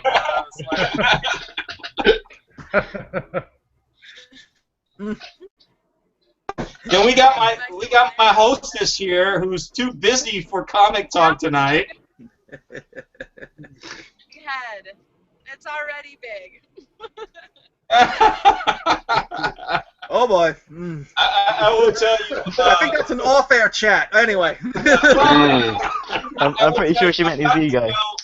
I've gotten to know Jeremy and Jenna on a personal basis the past few weeks, a couple of weeks that I've gotten to know them, and they definitely are good people, and they are very supportive of comic book fanatics and comic talk. So I'm great to have them within the community. So there's good people. Good people around here, man, especially within the artist community and stuff. And so it's great that they're able to join us and stuff like that. So I mean, yeah, Jenna, he's one sexy motherfucker though. You're a lucky woman. Oh man. I think you guys are too much. Too much. You made him blush, Marty. Oh shit. He's speechless right now. Let's let's go ahead and move on to paintings, man. Your thoughts and opinions of what we talked about just earlier, because I lost my train of thought, brother. He was asking how much we spent on comics Yeah. a month or a week or whatever it was. How much you spend on comic? Yeah, well, it like, you know, it varies, you know, depending on what I can find, what good deals you can get, and what's coming out like that week or that month. Because you guys know it always changes. But I just calculated what I spent on everything from the 1st of this month to now, and I've spent £74 and 6p. 6 pence. Which is like $100. 6 pence is $100. £74 and 6 pence. It's about $100. Now, do you collect anything more than just comic books? Are you into any, like, I know you collect, you do like the Marvel box and things like that, but do you do anything like statues or anything like that, painting? Not at the moment, no. But once I've finally got my living room decorated, hopefully in the next couple of weeks or so, I'll have some space for things, and I'd like to get some cool statues and shit to put up on the shelves and that. What about you, Frank Castle? I don't have any statues because I just don't have room for them. But as for comics, the simple answer to be how much I spend is just too damn much. But as for actual, like, how much I spend a month or whatever, starting from the beginning of this month to now, it's 0. But everything prior to this, I mean, I've spent maybe like $200 a month, and that's just too damn much. So, yeah. And we've heard Ray's opinion on basically how much he spends. And as for me, it's none of your damn business how much I freaking spend on comics and statues. So we're that. But you know, whatever I buy, I freaking earned it for defending this country after 23 freaking years in the military and being deployed 8 goddamn times and getting blown up and shot at many a freaking time. Screw y'all, whoever freaking judge, okay? Well, since you leapfrogged over me, I'm just gonna say, yeah, I'm gonna. And it's okay. You know what? It's fine. Yeah. It varies. I mean, I try, like I've been saying, I try to not buy too much of the newer stuff. I just try to stick to my 3 books or 2 books, depending on what's coming in. And so adding with that and trying to hunt down Aquaman or whatever deal I can find. Yeah, I'm about in the 100 bracket a month, but you know that's going to be going down now because I only got 1 more Aquaman book to go, and I'm only going to be probably getting 1 book or 2 books when this whole rebirth starts, and I think I'm going to be done for a little bit. I'm just going to focus on back issues. So, cool. Enrique, who's that interview you just had with that guy at the comic book shop, man? Who is that? Which one? Joe Kelly. Oh, Joe Kelly. Joe Kelly, man. Talk to us about that, man. Oh, he's you guys know he's currently writing Spider-Man Deadpool. They're up to issue number 3. He damn, you caught me off guard there. He did some Supergirl. I got his autograph on a few of mine. Yeah, he does a lot of Supergirl. He did he's kind of like the guy that everyone gives credit to giving kind of life to Deadpool. You know, Liefeld, you know, he drew him, but he was the first person to make Deadpool, you know, through his writing funny and breaking the fourth wall all the time and joking and just basically say whatever he wants to say. So he says that the reason he wanted to write Deadpool like that was because he didn't tell me this on the interview, but off camera he told me that Marvel kind of gave him that they threw him that like the shit. That was like, you know what, this is gonna fail anyway, so do whatever you want with it. Well, they gave him the freedom to do it. Yeah. Yeah, because they were gonna cancel him. They were gonna cancel. Oh, wow. And he was like, okay, so I can do whatever I want. You know what? I want a character that could say whatever the hell he wants to say. And that was his take on it, and that's what he did with Deadpool. And that turned around Deadpool. That's what made him popular. After that. Yeah, Joe Kelly did an awesome Superman story too, called "What's So Funny About I think Truth, Justice, and the American Way." It was in Action Comics. Really good read, if anyone's interested. Yeah. Oh, I'm interested. I like the fact that you asked him my questions first in the interview. Oh yeah, I try to include. I'm surprised that many people not many people ask questions, but I was trying to include you guys in it, so at least you can ask them a question. But yours was the first one. I just can't believe it took me so long to watch it, man. I don't know about you guys, but my watch later list is out of fucking control.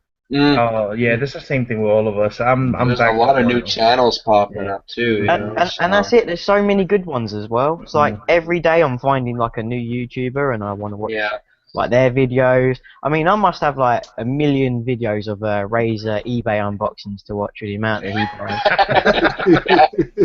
I got so many of those that remind me to watch this. Big E, you do a lot of comics and everything, and just all you got like Frank. I mean, you do like 3 videos a week. Shit, man, that's too hard to keep up with. Yeah, what I've been doing is that I skim through the quick ones. Like I try to, do like the 5-minute ones, watch those real quick, and then when I have downtime, I can go to the longer ones. But then your feed gets overwhelmed with other videos. Yeah. I try to keep them quick, but that doesn't usually happen. Yeah. Yeah. See, it's like the way I do it now is I'll just every time a new video pops up, I'll just put it in my watch later list and then go through because you can see how long the video is and everything. And I always try to watch the newest ones first, and then I'll go backwards from that. I just put one up. It's 2 minutes long. Go watch it. I'll watch it before I go to bed. What type of YouTube? Okay, when people do YouTube channels, okay, you have that you have the different variations of YouTube. You have where they're face to face with you and they're showing the product off, and then you have what I like to call the first person shooter, where you just see the item and you have and or then you have the other type where they're interacting with somebody and so on. Well, what's your favorite type, and what's the length of a video that you prefer to watch, man? Short, long, how many minutes? Well, that's a perfect question, because I always say a good length for a video is between 5 to 10 minutes. You don't want to go over 10 because people don't have that much time to devote to one video, and less than 5 is kind of short. But that's a good length. It's not me. Well, it depends what you're showing off. You know what I'm saying? I just did a 2-minute one, so it must be terrible. Don't watch it at all. Do not watch my video. Yo, a freaking siren always passes around this time, man. Yeah. I'm innocent. I didn't mean to snipe that book. I didn't mean to snipe the book. I'm sorry. So that's how you got that. Okay. But also, I love watching a video where the other person's on camera. There's just something weird about seeing the product but not the person. I don't know. Yeah, I've done videos both ways where for like years I did it where I was behind the camera, and I found it was actually, after doing a couple like behind the camera like this, I find that this is way more relaxing and easier to do than like trying to like look through the camera and trying to show off these books and not try and sound muffled and stuff. But I think probably the optimal videos should be about 2 minutes long. Short and sweet. Nice, No, I think it follows the content, man. If it's good, I'll stay tuned in forever. There's one guy, for example, Thuggy1, awesome YouTuber, man. He makes long videos, and that's. Some people will say, well, you got to take out 20, 25 minutes, but his videos are just like visually like amazing. Like I just love watching them.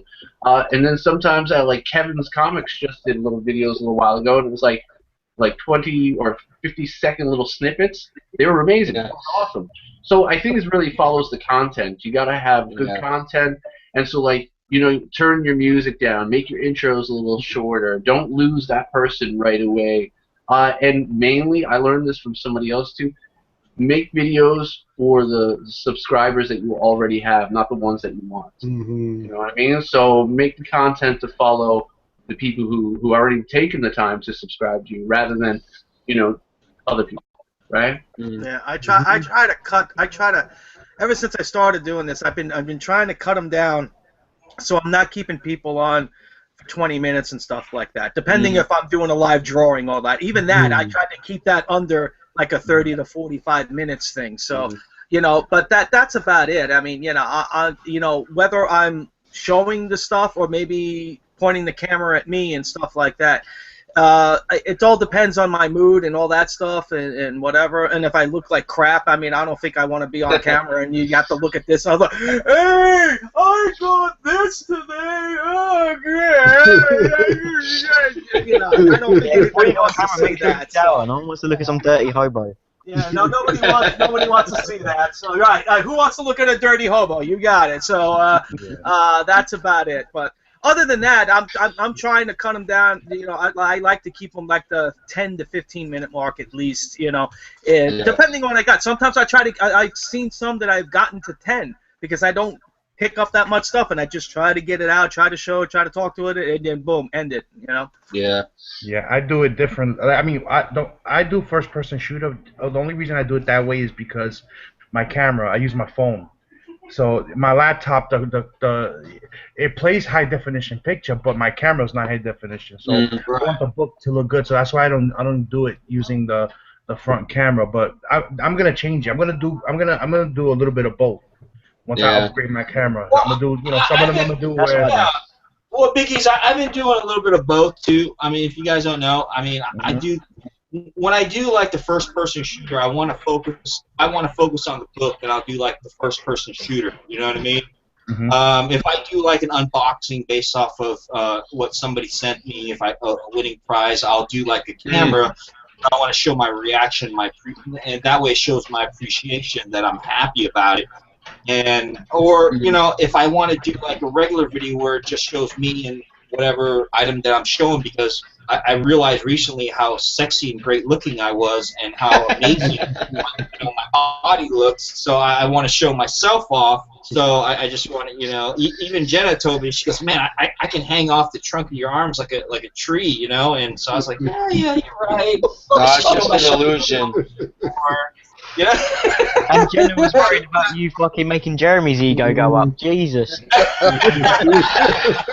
Well, you know, Jen, the wonderful thing about Jenna is that, you know, she makes Jeremy's ego go up, and then she helps me, being an old fart that I am, you know, feel good about myself. So she helps me out. That's the whole job of a hostess, man. They're supposed to make the host feel good, you know. So that's what I try to do. I totally try to do that. Yes, you do. You do such a great job, Jenna. I really appreciate that. All right, so there is no try. Who was next? Marky? I think Marky was next. No. Muted.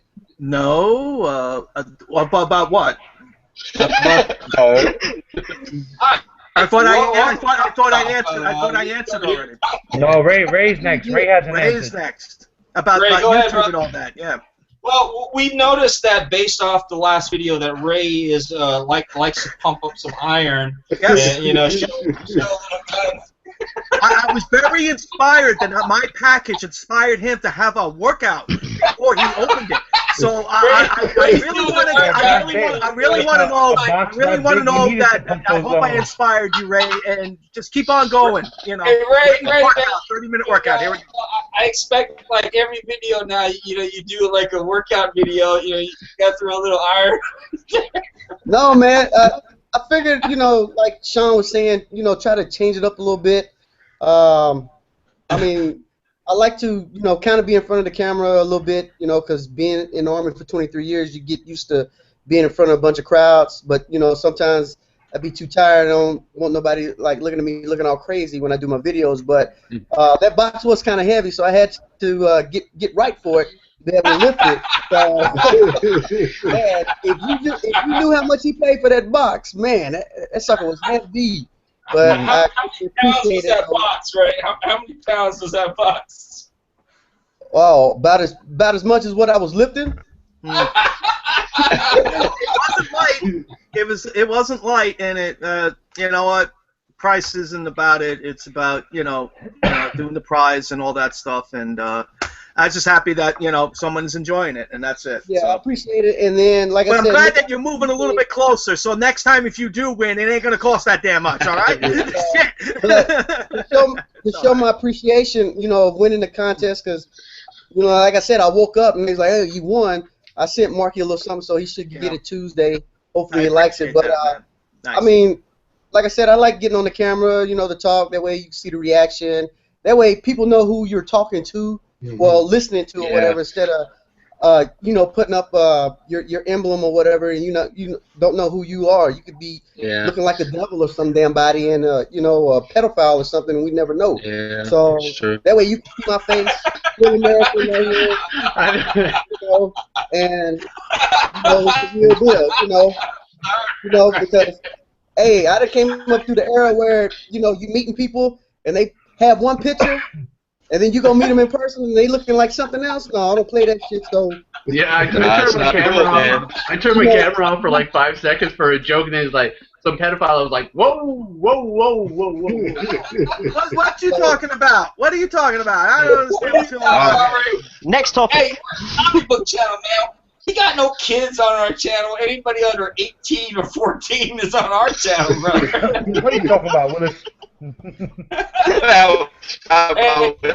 So, another thing. Hello, guys, is this the channel that we talk comics? Hello? I'm gonna actually apply for a TV show called Naked and Afraid, man. So a lot of my videos will have me naked on them from now on because I got to get used to, being naked on front of a camera. So you expect that, and maybe I'll be lifting some weights too. What's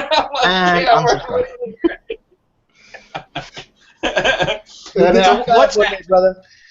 Every guy just unsubbed your channel. Hey guys, I'm a veteran. I'm a veteran and raised in the military and everything. We're part about being a military veteran and being brothers in arms. We're always busting each other balls, man. So it's all about the fun of laughing with each other and things like that. So that's kind of what we do, man, in the military. But what's next? Let's talk about the recent reaction to the new Civil War, man. Paney, I know you mentioned that earlier, man. What's your thoughts and opinions on that, brother?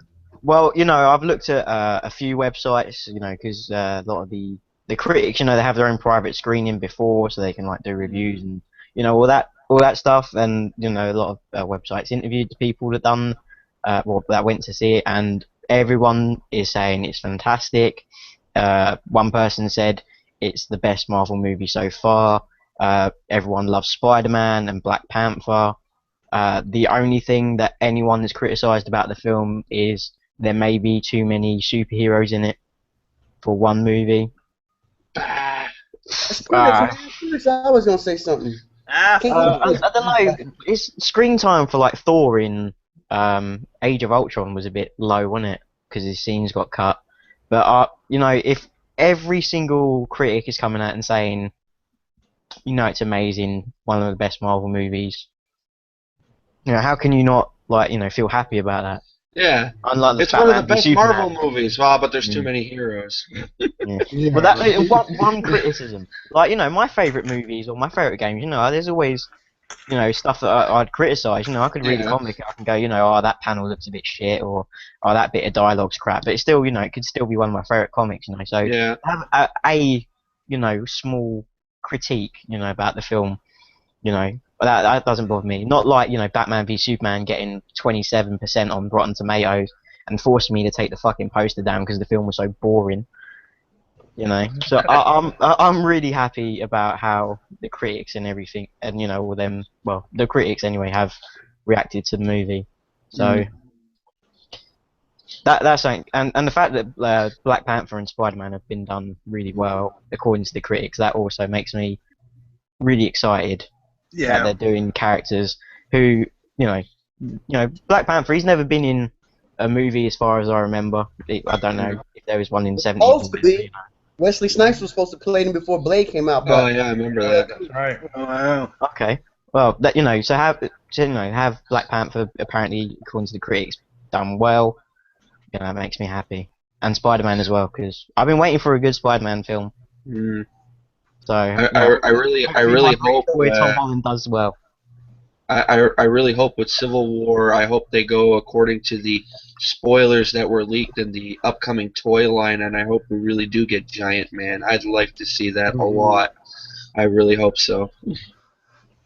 Well, in some way. Well, with the next one called Ant-Man and the Wasp, like his next film. Or are they going to change it to Giant Man and the Wasp after Civil War? I don't know. Yeah. You know, the whole thing with the toys, Frank, because when Batman vs. Superman was about to come out, Walmart had this like 6-pack, and on the end they had Lex Luthor in his suit. Lex in suit. I was like, oh shit, I didn't want to see that. Oh, they're gonna he's gonna have the suit. This makes great, and it never happened. So and then we got Lex Jr. Right, and we just got it. It's I'm just saying it might be just a ploy just to put it in there just for the hell of it. But who knows? I heard the same things. I've seen the same things. You know, everybody loves Black Panther. Everybody loves how they introduced Spider-Man. And again, it looks like we got another Marvel hit, and we're not that far away, people. That's gonna be a good film. There's no doubt. Chalk up another one for Marvel. Yep. Anybody else get a chance to see the reviews off the new Civil War trailer, or I don't really go into a lot of reviews.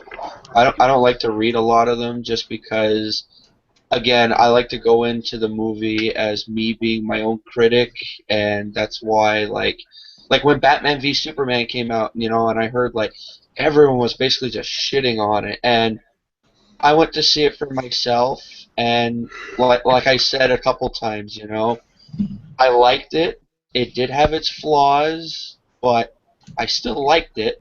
I'm not saying this is the greatest movie ever, but that's why when it comes to, posting reviews early and everything, I tend to stay away from them just because even in an early review of even a trailer or something still could potentially get spoiled in some way or form. So that's why I really like to stay away from them until I actually go watch the movie, and then after that I'll read a review, or my thing is I'll wait, I'll go see the movie, and then I'll look online because everyone posts, let's say, a video of the Easter eggs you missed in this movie or whatever.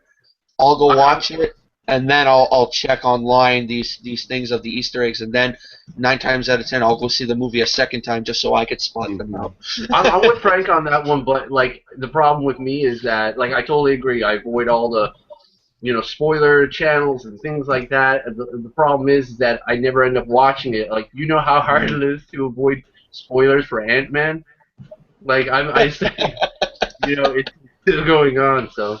I just always get people get it out of the way. Just tell me everything, like who's in it, who's in the end of it, what happens. Cool, right on. Yeah. But, well, they're not actually reviews. They're just like little tweets and initial reactions. They're not allowed to release the review yet. They have to wait until whatever date. Yeah, they can't say anything. They just get, a lot of people just like, or they're like, some of them I've been seeing that they were showing the top 10 Marvel films that are out, and they're showing where they're placing it, and some have placed it in third place, some places have placed it in second, and it's up there. So We'll see. You know, again, I turn off the internet when a big film like that. I don't look at anything. Yeah, because it's really hard to try and stay away from spoilers. Oh my god. You know, you try not to, even when you're looking at your feed, and then all of a sudden you might see something in bold letters, like boom. I'm not even looking at Facebook and all that. I'm turning off Instagram. I might delete the whole damn thing, and it's just crazy. Hey, so, real quick, guys, I want to give a shout out to all the people that are in the chat group right now.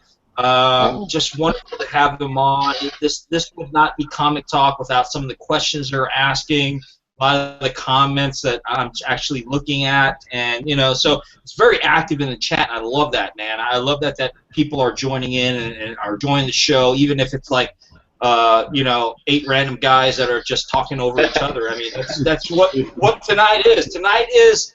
Tonight is Comic Talk that is just, we're shooting the hip, shooting through the hip right here. We're just talking about whatever comes up to mind. And, the people that are in the comic chat group, the chat group right there, are the ones that are adding into the episode as well. So absolutely love that. So it's just absolutely wonderful. And of course, I want to say publicly, hey, thank you so much to everybody out there. And also, hey, if you guys don't know, Comic DJ just had a baby, so shout out to him, his wife Spooky, and baby DJ, joining us. Baby Troy. Like that, so congrats on that, Comic DJ.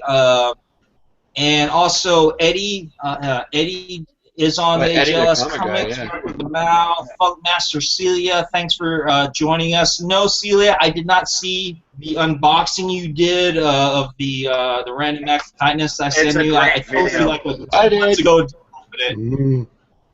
And I know Don Comic Book Junkie was on there earlier, AG Surfer's on there, Jeff Johnson's on there, who else is on there? Man, Mark with a Mouth.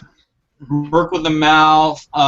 There's just so many people on there, and thank you so much for everybody for joining us and just being a part of the episode and everything. We would not be able to do this without you guys because and I said this from the beginning. I have not said this in a long time, but I said this from the beginning. If Comic Talk was just me and Ray, it would be just like looking at each other having a staring contest and like flex contest, baby. but recently it would probably be like lifting weights on each other, just like be like this. No, they're gonna be going back and forth. Oh, so what you did today? That'll be too much bromance. It'd be like the opening scene of Pain and Gain Part 2. Brony, what's up, bro? Dude. And pick things up and put them down. Such an intense workout. Oh, shit. So, what else is going on in the comic book news and comic book world that people want to know about, guys? Is there anything that we didn't talk about that possibly would be beneficial? I do want Uncle Ben is still dead. When's that new Blade comic coming out? Never. Oh. Never. It's supposed to be out like fucking 7 months ago, man. Shit, they're waiting for a movie deal, I'm sure, before they start doing that. Because they want to know what they're going to do in the movies before they bring out a comic. This fall or whatever. It's supposed to be based on like his daughter or something. Yeah.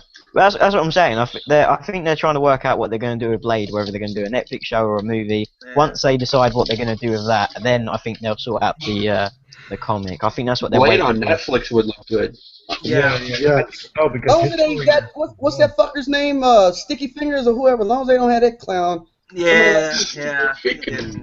Sticky Fingers. Wait, the guys from Home Alone 2. Onyx. They rapped Onyx back in the day.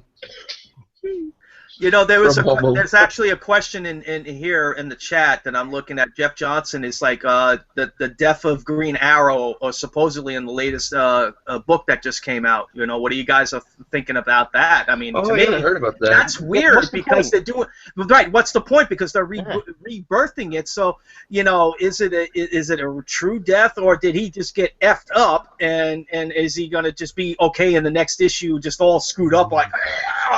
And It then doesn't matter if he's dead in the he's got next the issue or goatee not. and he's fine. That's it. It doesn't matter if he's dead in the next issue or not. If the next issue is someone else, because they're not even doing a 52 for Green Arrow, are they? I don't think. I don't think. No, they're I doing don't 52. think They did a Green Arrow. Yeah, they did. They Well. started a #1 with Green Arrow in 52. Yeah, but I didn't see Green Arrow 52 on the list for next month. I saw No, Justice there is a League. Green Arrow. There is a Alright. Green Arrow. I seen it on one of the previews. There is a Green Arrow. He has Yeah. a goatee and Alright, everything. so in 2 issues time then, it doesn't matter if he's dead or not, because Right. the rebirth will be done, Exactly. and he'll be back, and he'll have his goatee, and he'll be the Green Arrow that we all know and love.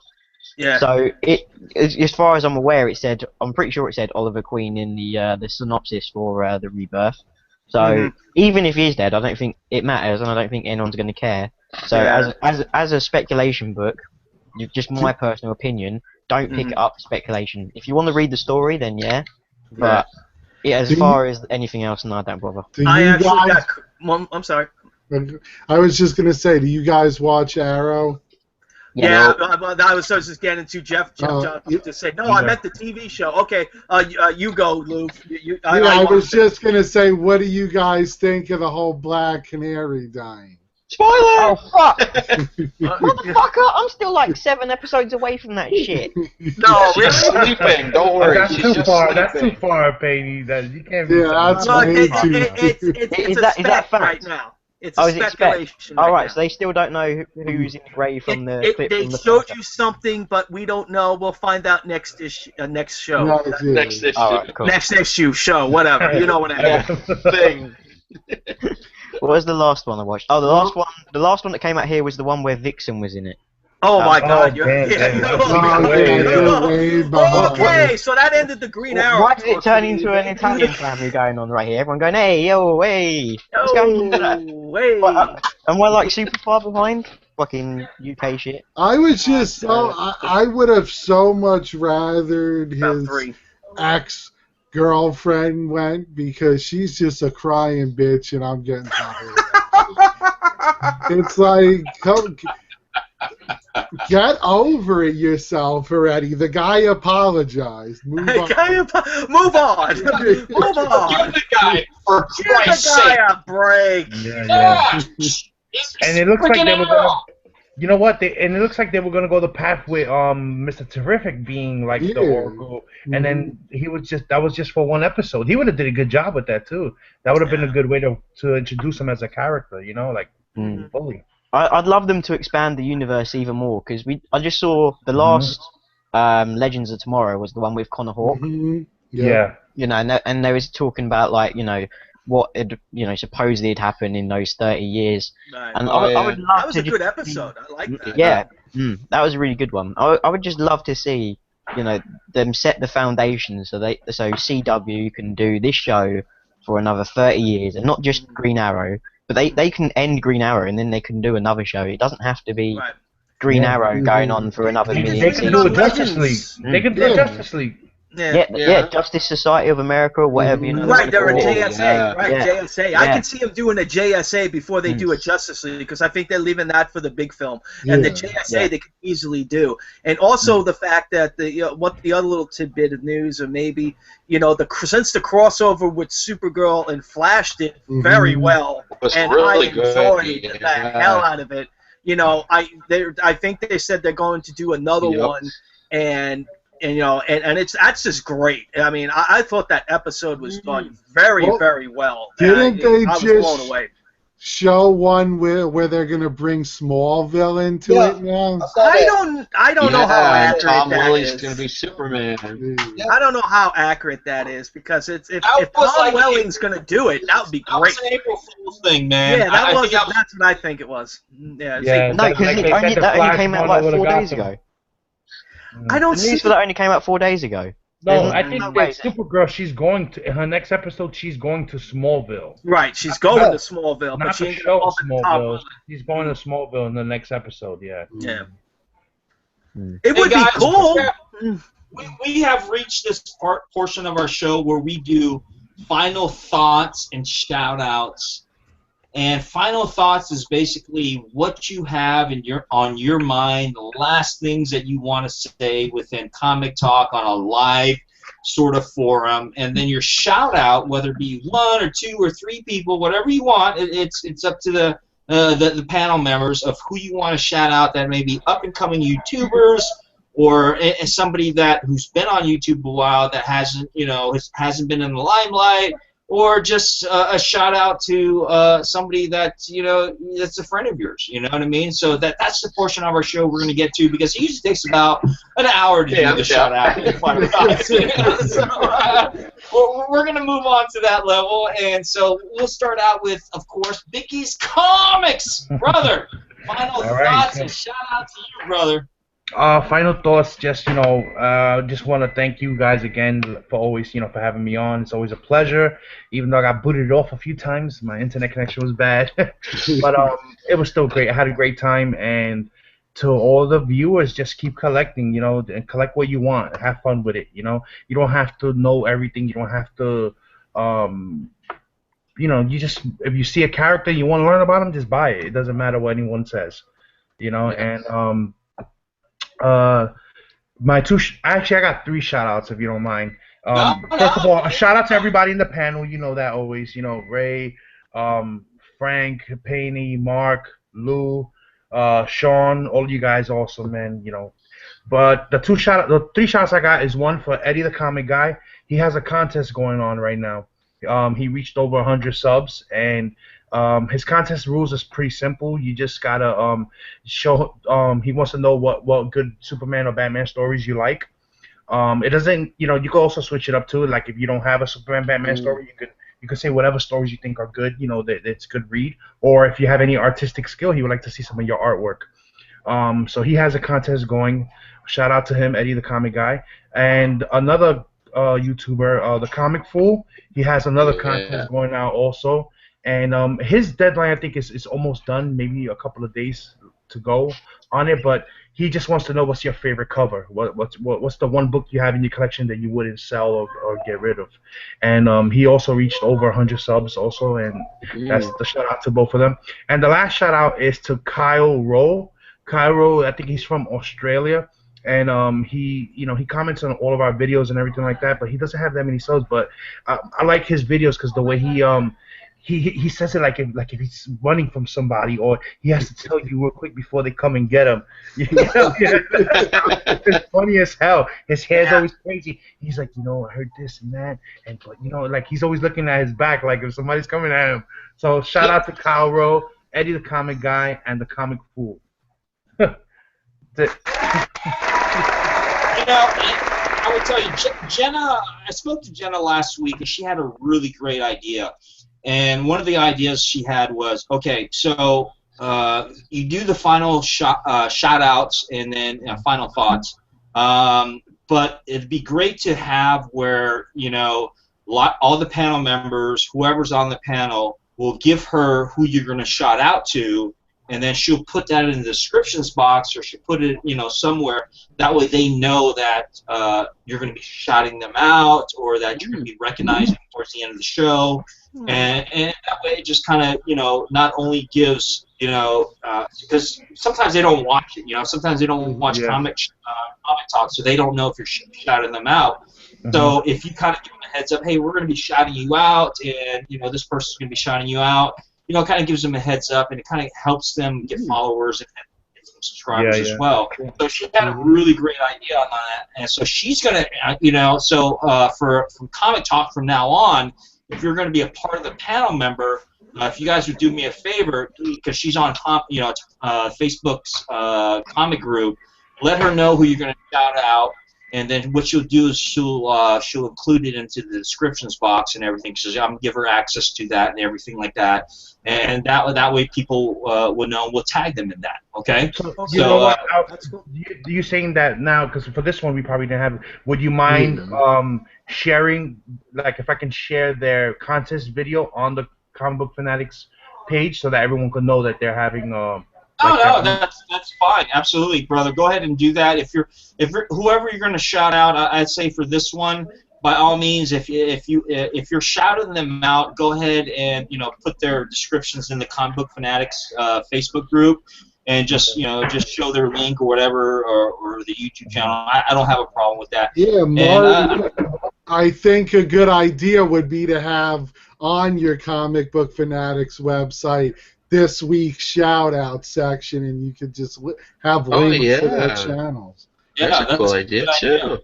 I think that would be a great job for Jenna to have, to be able to do that stuff. So we'll go ahead. We'll go ahead and put the tail on that donkey right there. So Jenna, if you're listening, you're tagged to do that, okay? But that is a good idea. And absolutely, because we do these shout-outs and final thoughts, but at the end of the day, a lot of people don't get, oh, he shouted me out or whatever. So yeah, by all means, yeah, go ahead and do that, guys. I have no problem with that, and then we'll do it more in a structured format where Jenna is able to handle some of that administrative stuff for me, where she can actually tag everybody and post it on the Comic Book Fanatics page and what have you. So we'll go ahead and do that. Yeah, cool. Awesome, guys. Good idea. Good idea. What about you there, Sean? Final thoughts and shout-outs for you, brother. Well, thanks for having me on. It's always a good time to hang out with you guys and see what's up. Shout-outs. There's so many people, like ETA Nick, Cougar Comics, 1053, Mike Seif, Undisputed Frost, Comic Fan, Jeff Johnson, Reader 1717, Howler Mouse, Hippie Nerd. But like new YouTubers, everybody should go check out a guy called Comic Crypt of Castle Hills. Yeah. The guy's crazy, man. He's crazy. He's like, hello, boys and ghouls. It's awesome. He's awesome, man. So, yeah, go check him out. And, yeah, just keep buying comics. Have fun. Yeah. Awesome.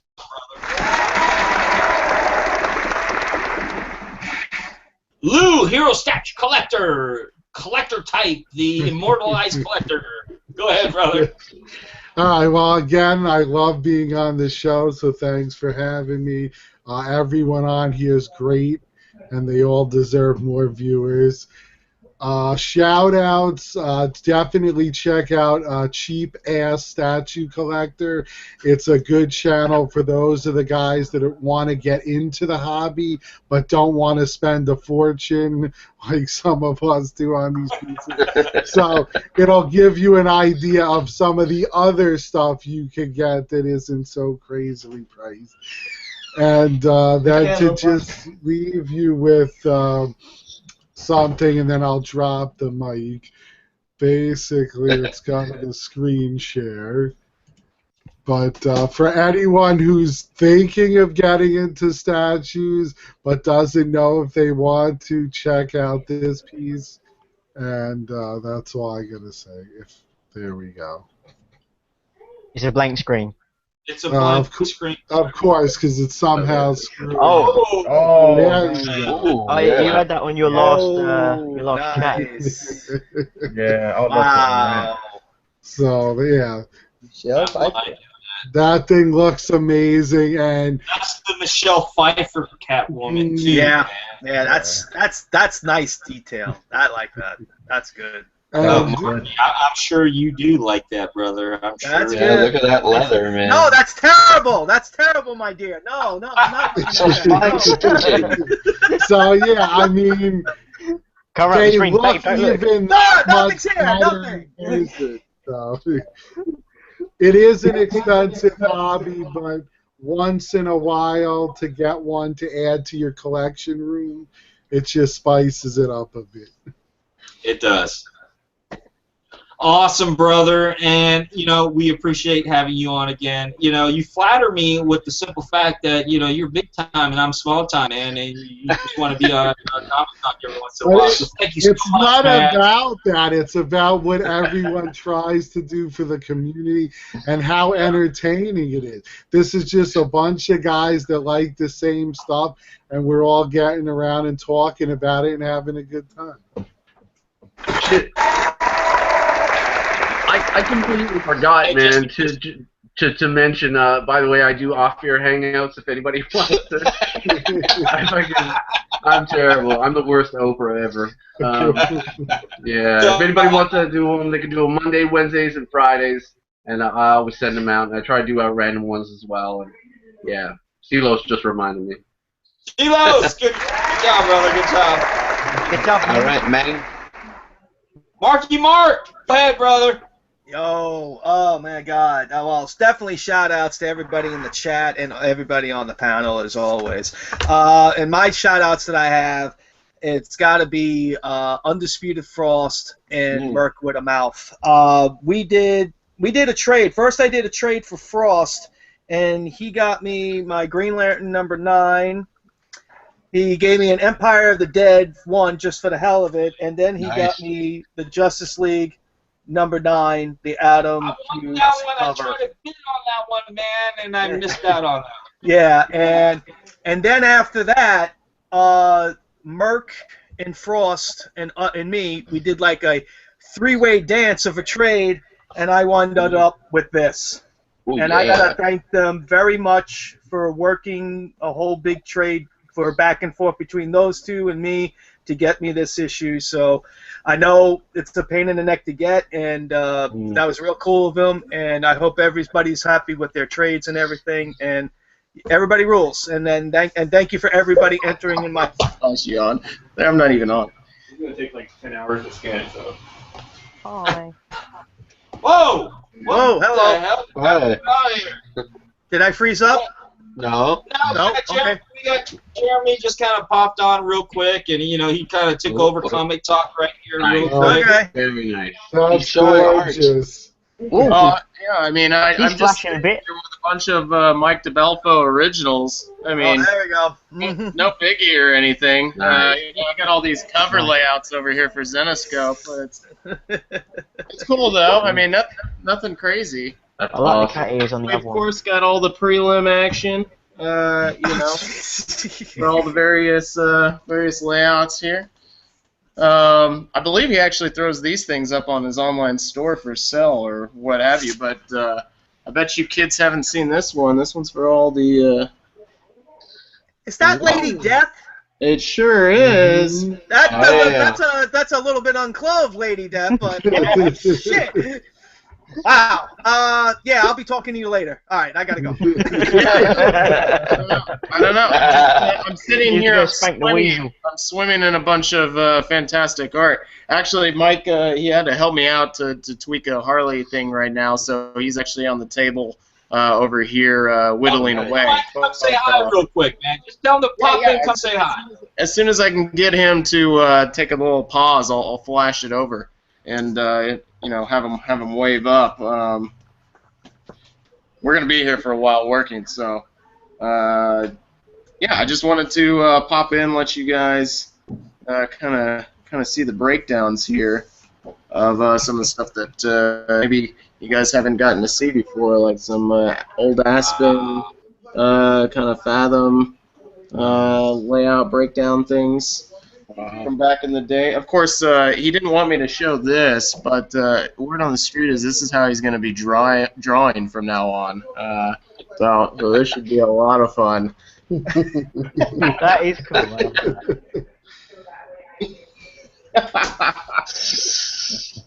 I don't know. I think he's getting into kids stuff now. I don't know what that's all about. It's like that chibi art or whatever they Yeah, call it. the chibi Oh, man, stuff. it's cute. Yeah, who knows? Who knows? Everyone likes cute.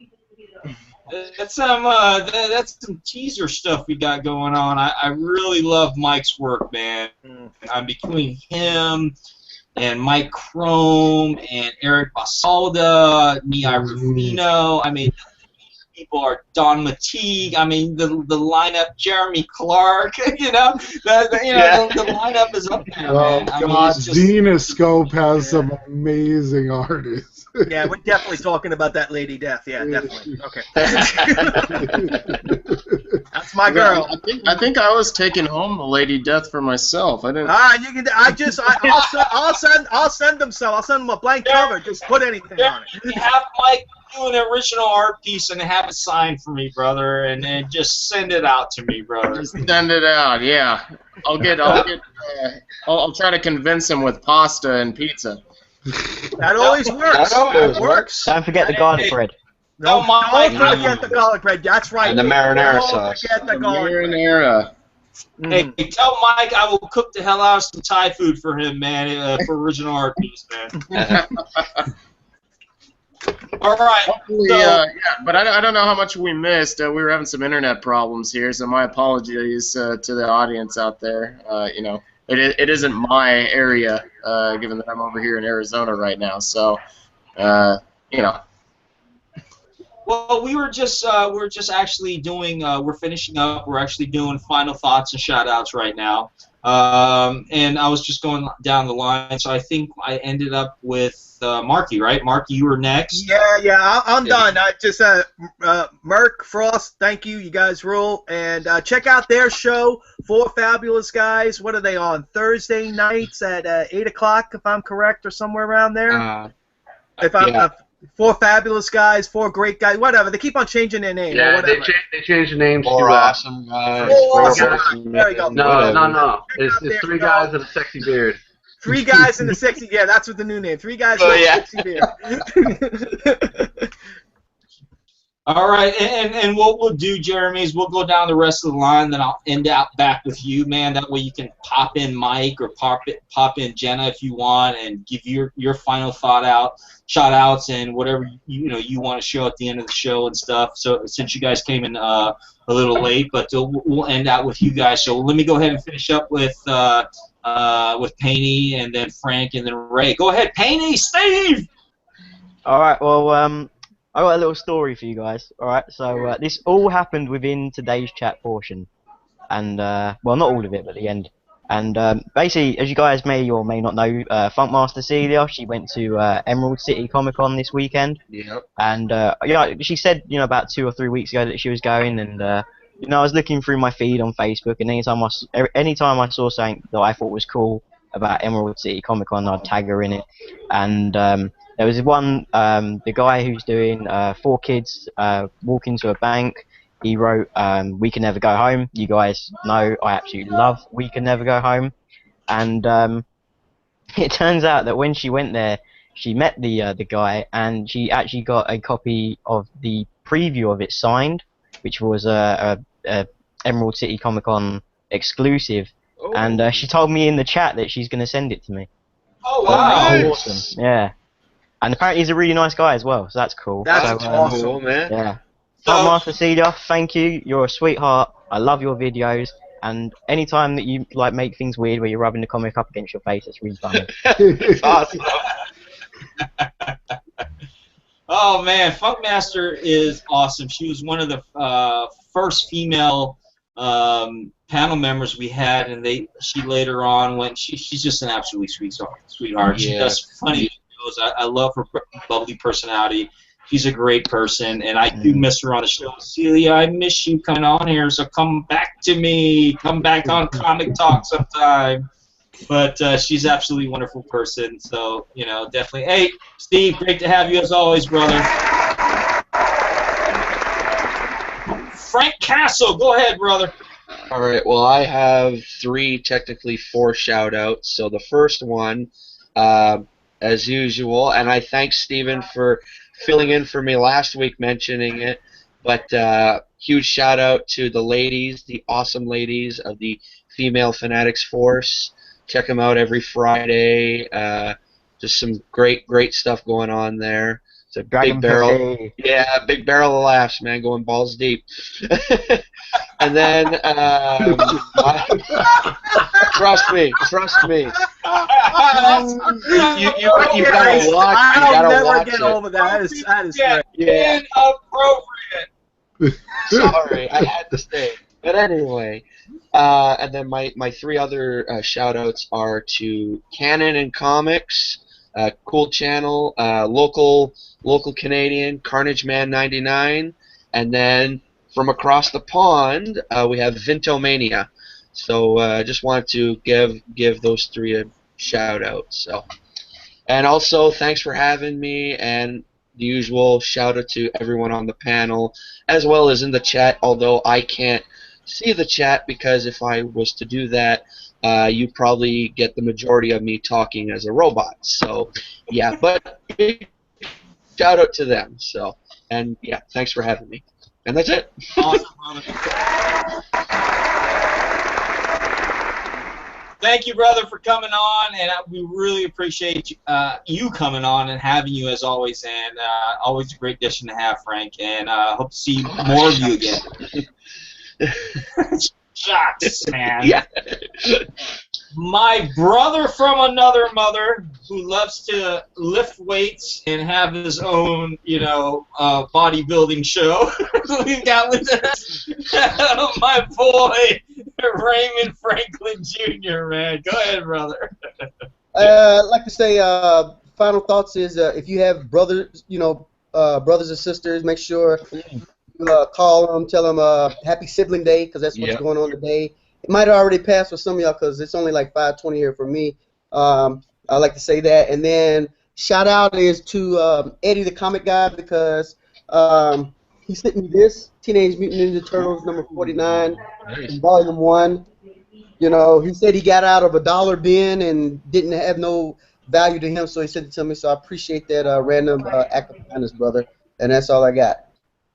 Awesome, Nice. brother. Awesome. Eddie Thanks for Rhodes. having me. I know you are a busy man, Ray, with all the modules and everything you got to do. So, it's awesome that you come back. And, I know you're a comic book fanatic, Ray Jr., and I'm comic book fanatics, Marty. And but nevertheless, you still find the time to be able to support and make comic book fanatics what it is today, brother. Oh, All right, last but not least, we got Jeremy. Jeremy, are you able to get Mike and Jenna back on to say bye to us before we head out, brher? He's outside smoking a cigarette. What I do have, though, is this lovely lady that I just the prelim layouts here, among probably a stack here the size of Texas. Actually, check those fine individuals out right over there. There's a little shout out. There it was. Mike right here, this fine gentleman. See him? He's right there. He's giving you the wink. No, he's a little camera shy, so we're not gonna throw him on too much here. But It's like Spider-Man Civil War. Prelims. He's working up. We're gonna be doing a couple Zenoscope things together, and hopefully all will be well and you guys will like it. So my shout out is to that guy over here whose apartment I just commandeered. And otherwise, unless he's got anything he wants to add. Did you want to say something? All right. Well, that's the man running away, and I'm just here stealing all of his art. That's all it boils down to. Nice. Can you send me that one with the kitty ears? I want that. Oh, that is gorgeous, right? The Lady Death one, please put a lot of cardboard and do not open on it, and send it to. I'll email you later. Hey, Do you know what issue that's going to be on? Hey, Jenna, did you want to say goodbye to anybody on here? Chad, the one that did your Captain America. We'll come do the shout out. Hang on. I'm gonna get the prettier person on. I'm already here. We already got Biggies. The seat is warm. How are you guys doing? Good. Jenna, Good. real quick. When you rewatch the show, make sure you look at towards the end of the show because I just tagged you for another job to do. Yep. So Yay! Good. I'm excited. So just make sure you look towards the end of the show. I tagged you on something where you have to. You're going to start like write down like shout outs, you know, and stuff like what we talked about, what we discussed. So. Perfect. I love it. All right. Well, the only person I want to give a shout out to, I just had, I'll have to post it somewhere, but I just got a painting of Captain America on an old comic book cover. So he actually paints on top of old comic book pages. It's really cool. His name's Shad, and he's over on the East Coast. So I'll get all of his info so you guys can check it out. But he does tons of like Superman stuff and everything like that. It's awesome. Yes. Let's drag Mike on the camera real quick, Jenna, before we go, so we can see his beautiful face. So let's see Mike. He's flicking you off. Motherfucker. Let's see that, Mike. Yeah. Mike, I want a sexy Harlequin signed by you, brother. So you know, I would love to get a Bonnie Harlequin. We'll get your info and get it to you. Okay. And Mike, we you know, and Jeremy, Jenna, Mike, you know, thank you so much. And Mike, we hope to have you on the show sometime when you ever have some time, man, and just grace us with a little bit of your knowledge and your background in the, you know, the community as well as what you do and stuff like that. So, you know, at least we got a little peek of you, man. Yeah, thanks, man. Awesome, brother. Had a few words, but definitely a wonderful, talented artist. You know, but my lovely Jenna, you need to get back on the show whenever you can, sweetie. We got a lot of work for you to do, and it's great to see you once again. Great to see Jeremy. Once And that clown goes home, then I have all the time in the world. Okay. He heard and me. But you know what? Jeremy lives by me, so he can like come see me and hang out with me anytime he wants to. You know what I mean? So we'll do a comic talk where he's like beside me sometime and whatever. Yes, you know. yes. I'll get jealous though. I don't think they want my mug on that screen any longer than it has to be. Anyways, We're gonna do next week is shirtless talk. We're all shirtless. Oh, you don't want to see that. Jenna, if you're shirtless, and we'll all do shirtless just to have you shirtless. Okay? You heard it, guys. There'll be no other female in the show next Come week. on, shirtless, okay? So next week is going to be the NSFW version of Comic Talk. Not safe for work. We're gonna see Jenna's titties next episode, so you guys tune in to see Jenna's titties next episode. All of a sudden, the show goes viral. Yeah. This show is just. This show has We're going to see it on for next Good Morning episode. America and all And just that like stuff. Walking Dead, we're going to leave you on a cliffhanger. I mean, between me getting ready for Naked and Afraid and seeing me walk around naked and Jenna being topless on the show, so I think we're going to have a great show next weekend. That's a double Guys, tune whammy in right there. for a naked episode. My final shots and thought outs, guys. You know, thank you so much to all the panel members. Thank you, Jennifer. You know, just stepping in, you know, last minute along with Jeremy and Mike Buffalo. I hope we can have Mike on here, you know, as a special guest. We can do a Q&A thing with him as well. Thank you so much for all the people that were in the chat group for contributing to being a part of this and everything. Funkmaster Celia. We had Mike Seif, we had Jeff Johnson, we had Don Comic Book Junkie, we had Eddie the Comic Book Guy, we had Silos. I mean, you know, the list goes on. I apologize if I didn't call your name out, but, you know, thank you so much for just being on there. Thank you so much for contributing. Everybody, you guys be safe out there. Take care of yourselves. And if we ever find ourselves in a zombie apocalypse or a natural disaster or a pandemic, make your way to my place. I have plenty of firearms and a lot of survival gear for you guys. So with that said, you guys take care of yourselves. Have a great week coming up, and I will talk to you guys soon. Peace out, y'all. Peace. Woo! Peace. Peace.